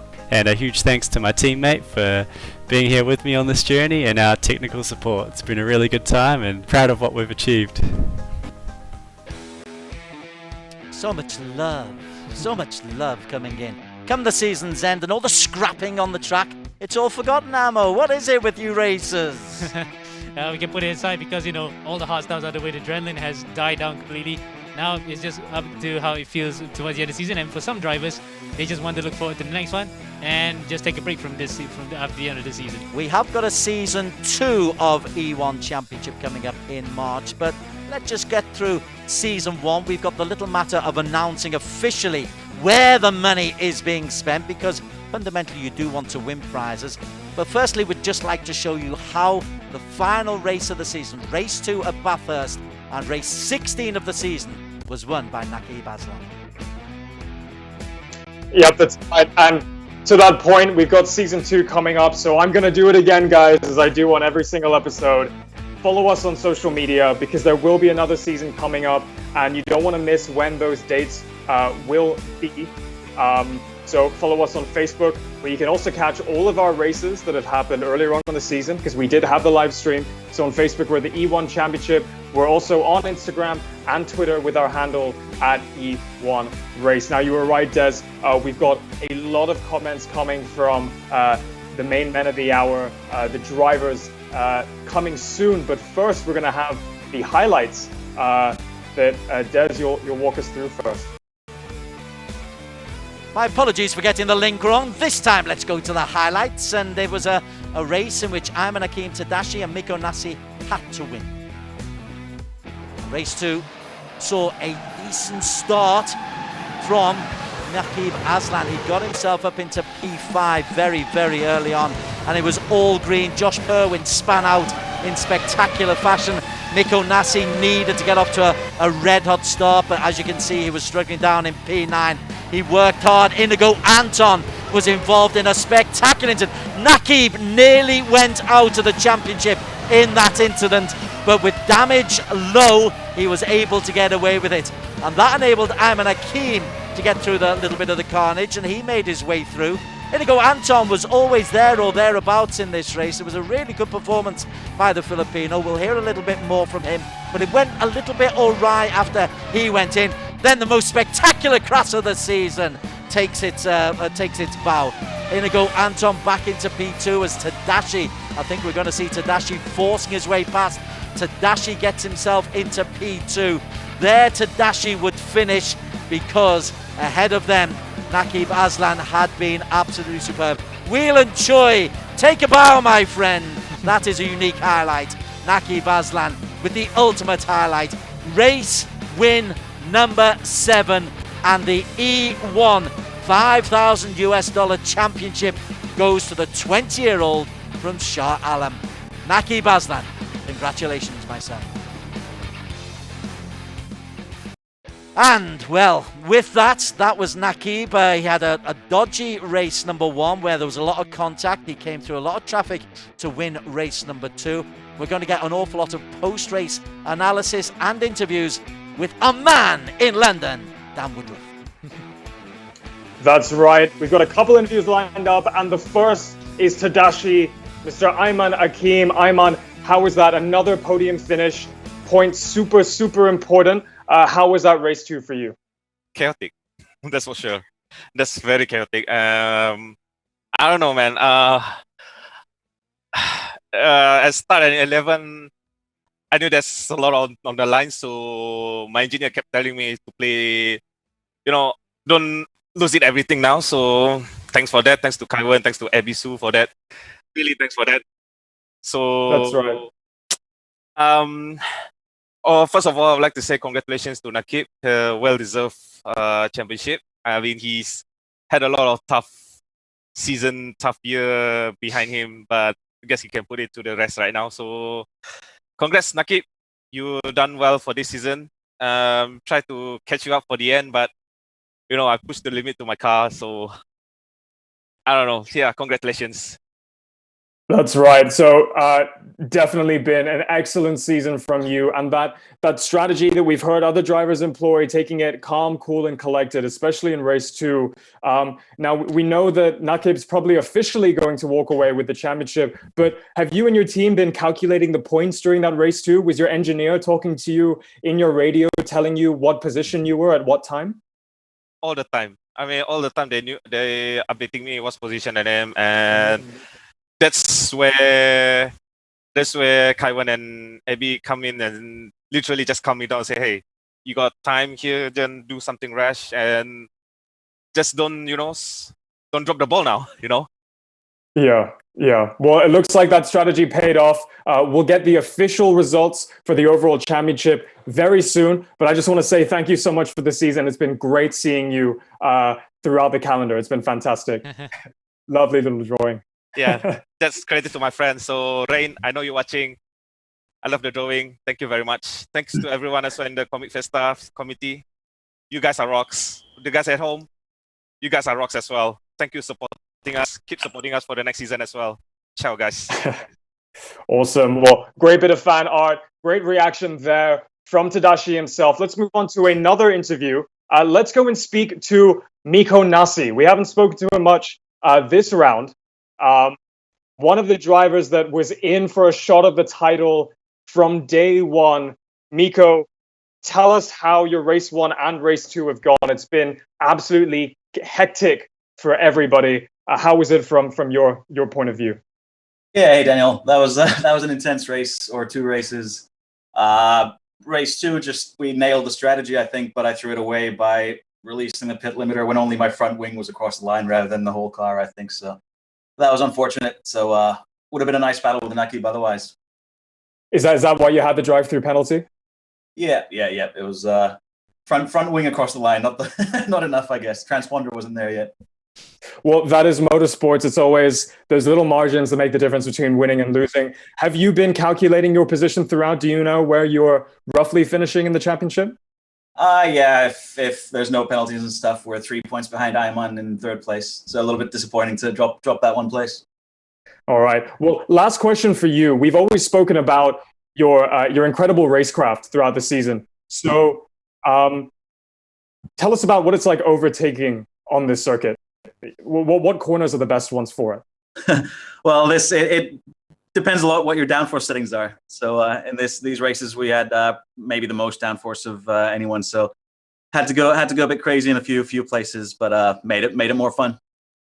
Yeah, well, you made it sick. You've been very entertaining to watch. So thank you so much for this season, and I'm sure we'll speak to you soon. And that's back to you, Des, in the studio.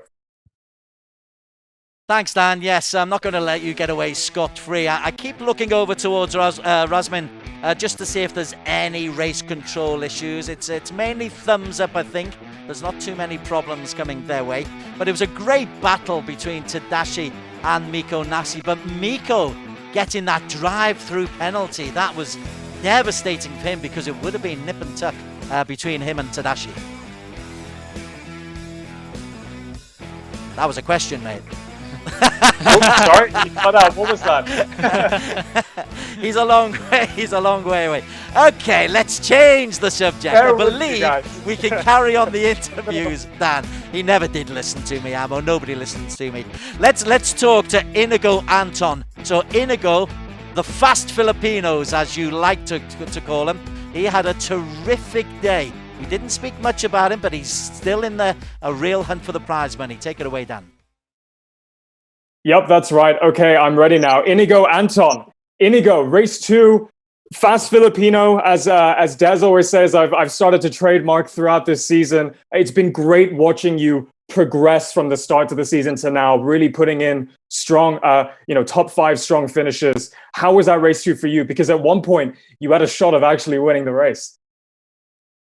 Yeah, so coming into the last race, I know we're still fighting for championship with 2 other guys, and I just my mindset was just all or nothing, just straight, just always super aggressive and everything. So even from the first lap, I was able to be from 4th to 2nd right away, and I knew that I gotta get past Arif Azmi right away, so that I could have a chance at winning this race. But unfortunately, we had a tangle, and yeah, it sent Kalen into the lead, and it was such a chaotic battle after that, you could say.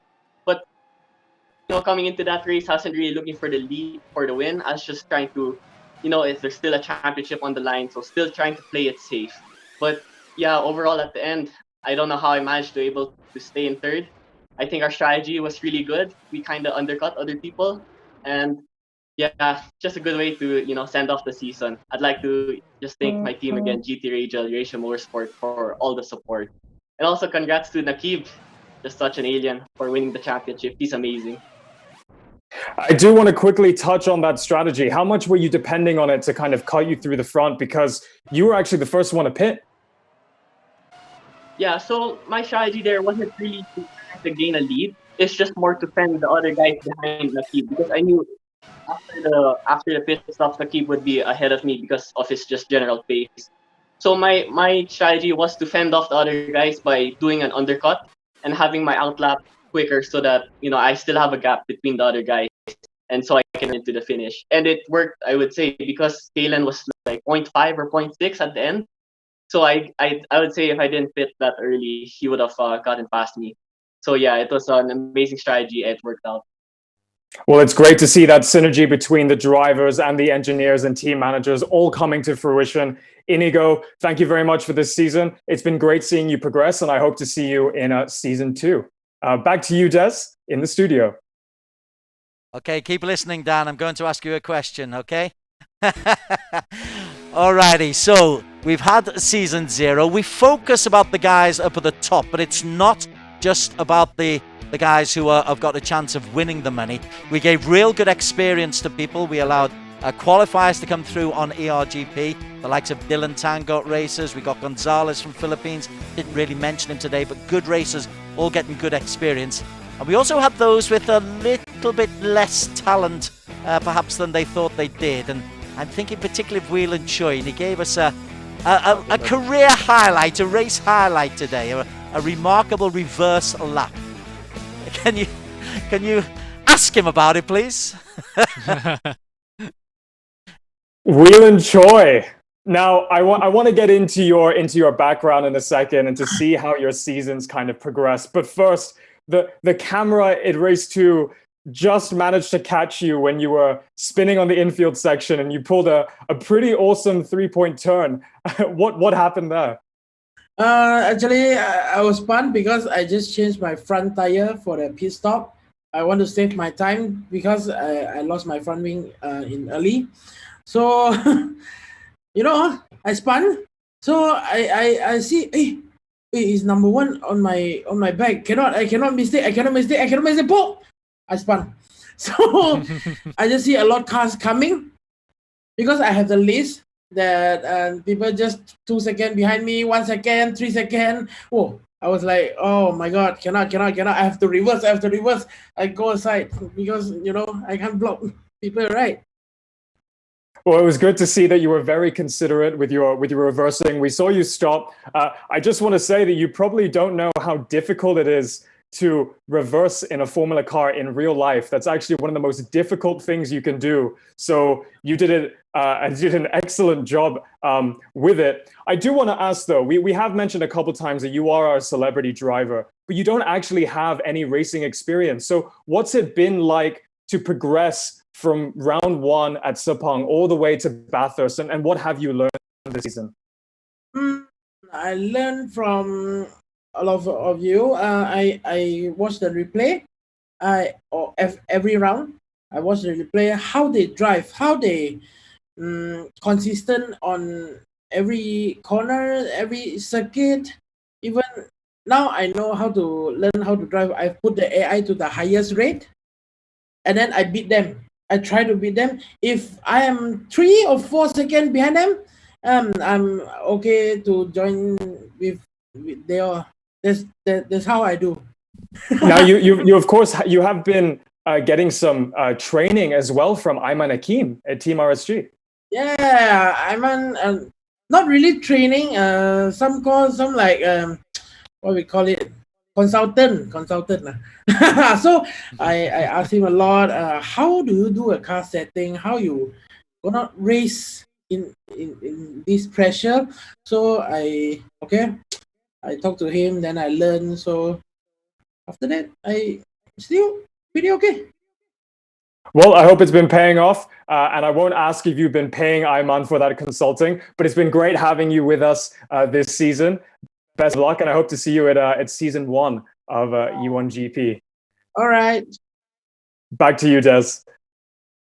Terrific interview. Really, really good interview. It's not just about the winners, but it is mainly about the winners. So, drum roll, please.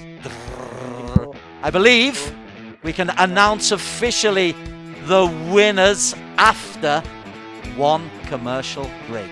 Don't go too far away. We'll be announcing $15,000 worth of prizes in 3 minutes time. See you in a bit.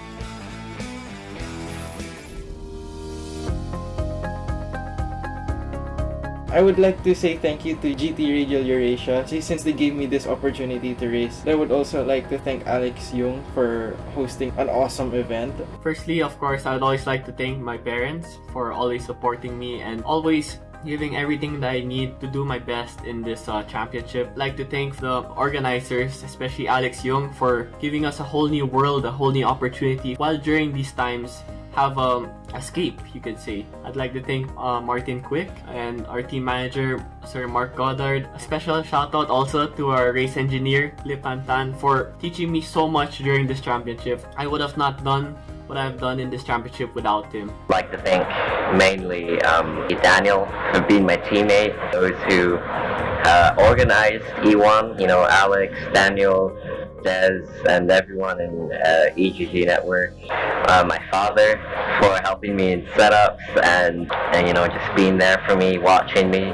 Also my mom for watching me, cheering me on. And also my friends for keeping my spirits high as well. The U1 Championship has been pretty awesome to be a part of. Being with Team Safehouse was awesome as well, so big thank you to Wei Lang and Paul to have me on board there. Massive thanks to everyone involved in the series, behind the scenes, and those guys on the stream as well. And also, of course, to Team Safehouse, Paul and Wei Lang. Massive thanks to them for having me on board. I would like to give a credit to Ayman Wafi for managing us, especially Mr. Johnny for bringing me and Mikas in to give us an opportunity to race here in E1 Championship. My engineering team, of course, I'm glad that they helped me a lot, especially Abisu and Kaiwern, Kaipumi and Mika, as well as my Italian family in Italy. Without one of them, there's no way I would be here to drive in this E1 Championship. To my Italian family, grazie ragazzi.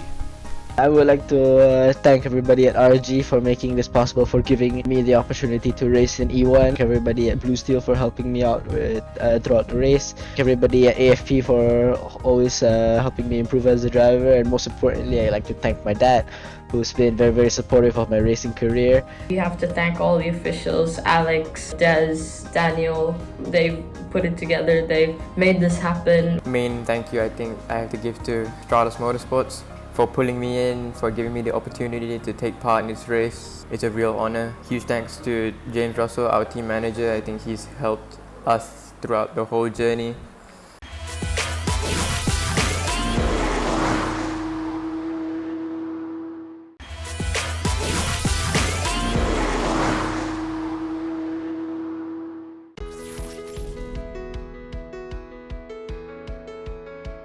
My experience were very memorable, especially when I got my first podium. I set up a goal for myself to fight for the top 5, which was what I did. Some of my favorite moments has to be definitely my first podium in Silverstone. Yeah, I worked really hard for that, and I'm really happy to get that podium. There's that one podium in Imola where I won't forget because, you know, it's my first podium in something so big like this. And also missing pole position by 6,000ths of a second. That was a bit annoying. I've learned so much through this E1 championship that I've ever learned from any sim racing competition. I'd say my most memorable moment in this championship was when I was able to snatch pole twice, both in Road America and Spa. Definitely the most memorable is the racing and the practice sessions before the race, since we get a lot of time to bond with our team and to get to know our race engineers as well. The most memorable for me would be starting in pole position, especially in the race at Silverstone. Managing to stay up front for quite a while was a pretty big achievement for myself. Well, the E1 journey has been very tough, but I think overall we had great fun and meeting new drivers on the track. I think that was one of the best moments of the race. Definitely, team up with Alvin was a great experience. This is my first time racing with my rival as he is my teammate. Racing alongside Miko is a privilege. Such a smart guy, and it's taught me a lot driving wise and car wise on how to set up and stuff. So I've been really thankful that Miko's been my teammate.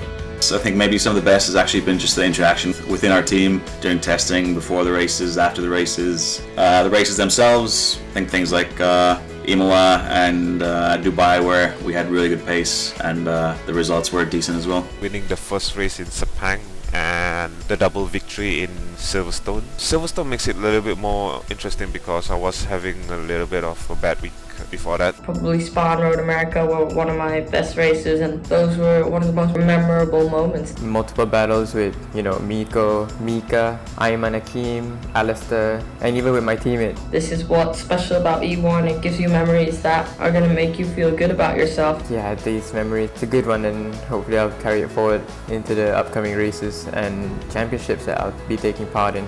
For the whole season of the E1, I can race with top driver all around the world. I think it's my pleasure now. Was a great journey. I get to travel virtually around the world. I'm like a celebrity driver, just to feel inside, wow, how does it feel? You bring a normal person to the international stage. It's not a normal thing for that. So I think E1 should keep going. We will, Whelan. I promise you that we will be back. This is season 0. We promise you season 1, possibly 2, up to as many as you want.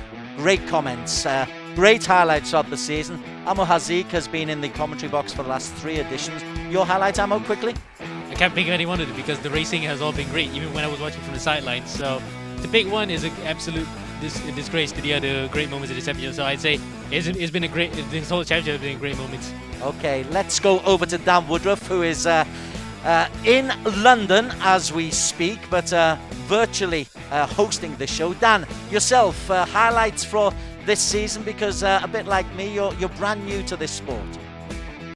Yeah, I think if I had to pick one moment, it would definitely be Nakib going over the finish line in P1 with a tire puncture. If I had to pick out one moment, just because, coming from a traditional based racing background, you don't expect racing games to have that level of realism. So I think taking a step back, looking at the entire championship as a whole, it's just been incredible coming from that background. The racing has been closer than what you can see in real life. Trust me, you're not going to get Formula cars racing around Bathurst with that much carnage, which has been excellent. And it's been so great to see the opportunity of racing given to so many different people, not from a traditional racing background. You know, this really is racing for everyone, as we can see from the lovely graphic behind Amir over there. So I really hope that, you know, even once we get over this pandemic and COVID, and once the vaccines have rolled out, that e-racing will continue to grow and be as prominent as it is with traditional gamers, as it is with traditional racing drivers. I really hope it continues. Indeed, well said that, man, and well done on your own live debut as well in front of the cameras. Great job. Listen, let's just take you through the journey of the season. It's 8 rounds long, 16 races. Here's the best. And it started with a victory for Miko Nasi. Nakib Aslam was amongst the people there, but Mika Hakimi and Nakib Aslam were battling. But this is the kind of competitiveness that we had. Nakib spins out, Miko Nasi takes race 1 of the season. Race 2 belonged to Ayman Akim Tadashi. This will be the start of back-to-back wins again. Just look at the competitiveness. Nakib Aslam once again going wheel to wheel in Shanghai. Nakib shows that he is so relieved. Look at the carnage on the start line. Again, Nasi is involved. Miko was involved in a lot of little altercations. We're in round 2 here. Inigo Anton showing his form. Mika Hakimi's in with a chance of one of the top 5 prizes, but this one was a victory for Nakib Aslan in race number 2, as once again Miko Nasi had problems. Was this the race at Imola where I think Nakib did go over the finish line with a puncture?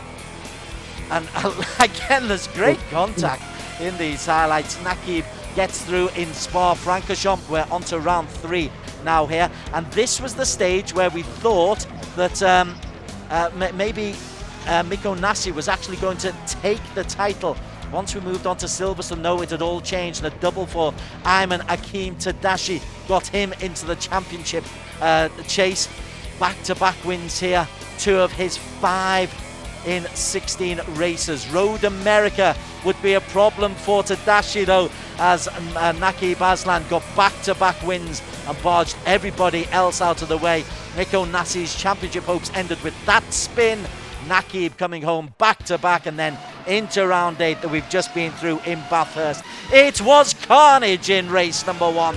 There was contact galore, but Ayman Akim Tadashi took race number 1, and look at the start from Miko Nasi. Gets through up into P6. Josh Perwin spins out, but the Stratos lime green in a procession getting through.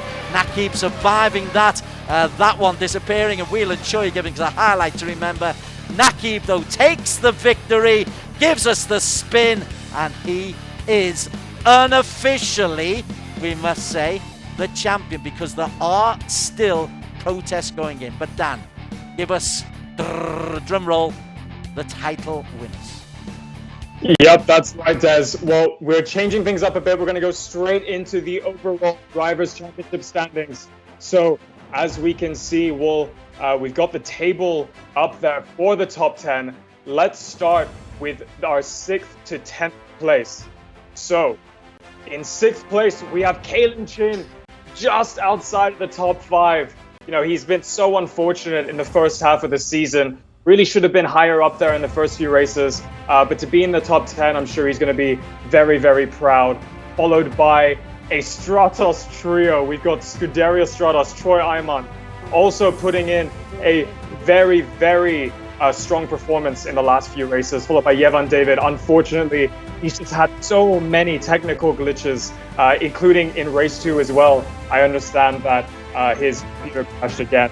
Followed by Arif Azmi in 9th, and in 10th we've got Wolf Virtual Racing.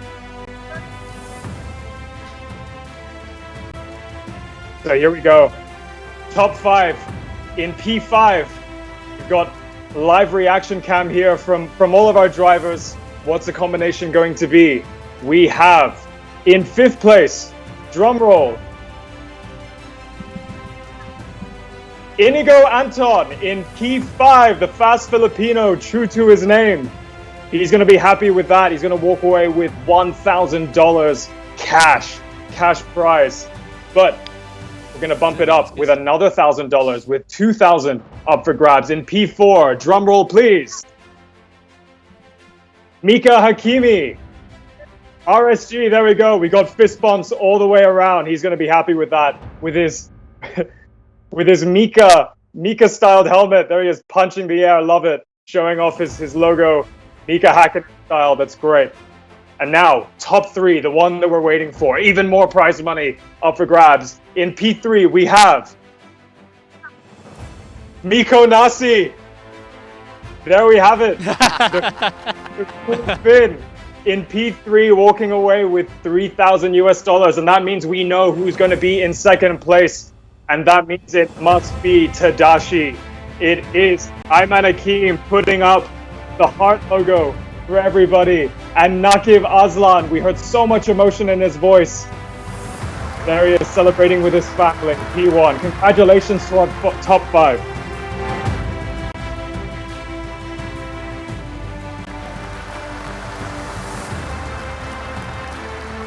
All right, let's go and talk to our very first E1 Championship winner, Nakib Aslan.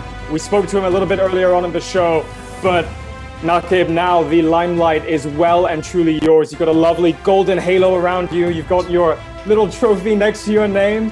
Tell us about the season. I want to know, what was the hardest race of the season for you? That one right there. Oh man, this season it's never been easy. I'm gonna be straight honest with you. I think a lot of hard work was put in. You know, if you can recall round 2 when I had that puncture, leading the race, that was crazy. And having Mikko pushing me all the way throughout the whole season, I couldn't do anything much but, you know, give it my all. And I had to also rely on my teammates as well. You know, I can't thank them enough. This means so much to me, but it would be nothing without them. For sure, and we can hear it in your voice. There's so much emotion. It definitely means a lot to you. Tell us about how much hard work goes into it, because we know that everybody works hard in the E1 Championship, but what did that hard work look like for you? It was honestly finding every single moment that we had. We all have school, so we always had to find free time. So the moment we had finished class, straight on the sims, and yeah, we just had to take all the time and effort to put into this championship. So yeah. Awesome. Well, hard work pays off. We have a truly deserving winner. Congratulations, and thank you so much.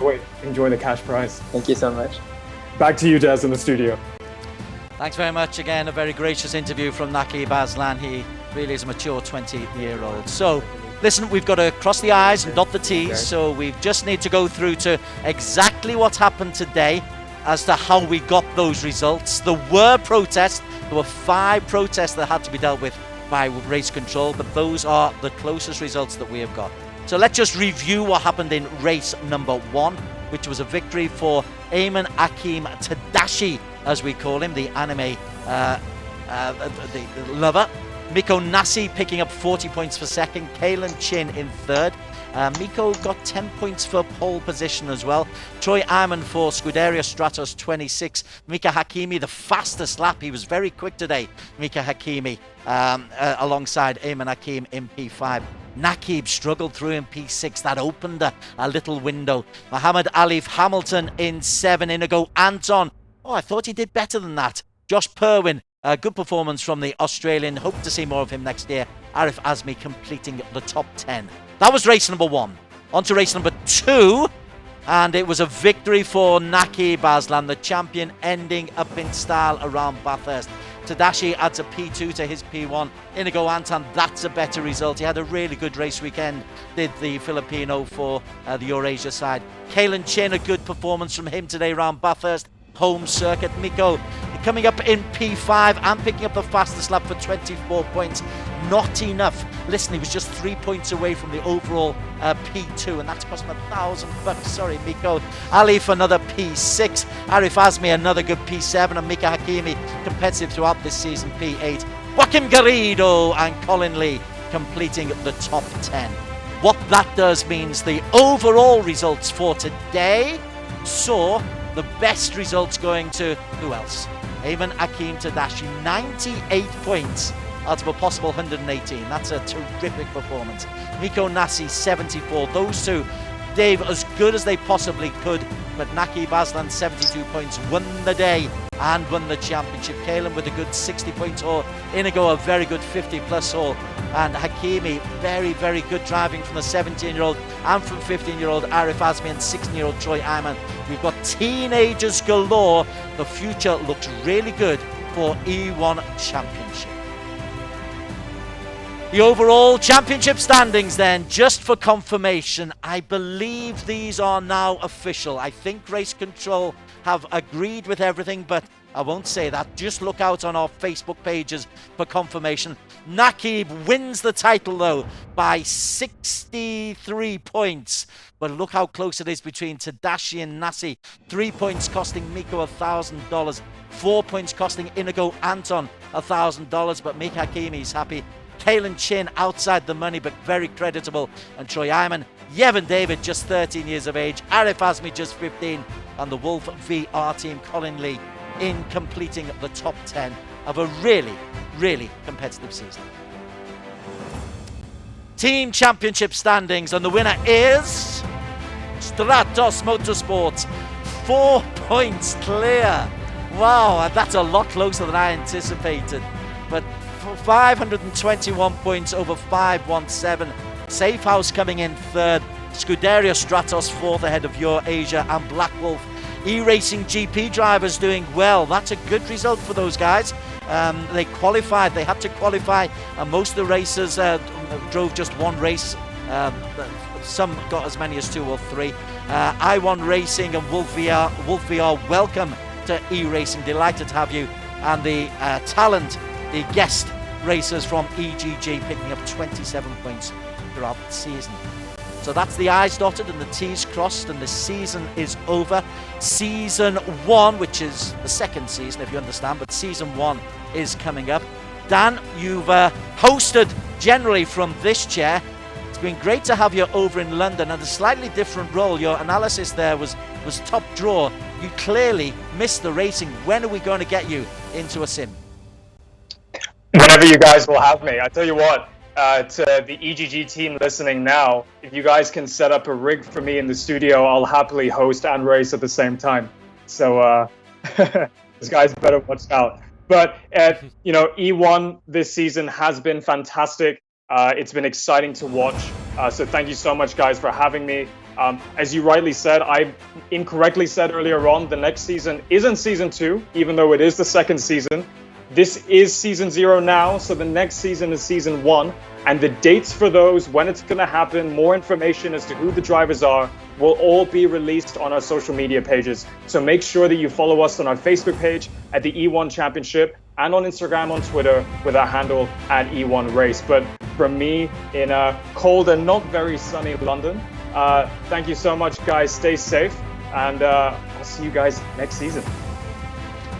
Really good job from Dan Woodruff in London.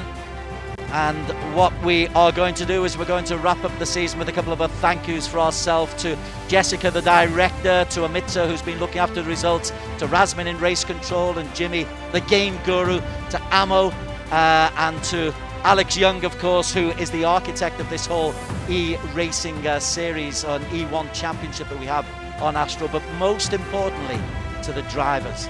There was some terrific racing going on there, and we want more of it. So from Des Corkill and the whole team behind the scenes, it's been our pleasure and real privilege to bring you the E1 Championship. And congratulations, Naki Baslan. And there's contact with Nakib. Nakib accelerates away. It is Nakib Aslan in the green. What a brave maneuver. Can he defend into the right-hand corner? Contact. Nakib Aslan kept his nerve. 1 and 2. Nakib tries to go around the outside and does! Naki Baslan is the man who has the lead, his third win of the season. Naki Baslan is then caught up in some real aggro going on. Naki Baslan has got the victory.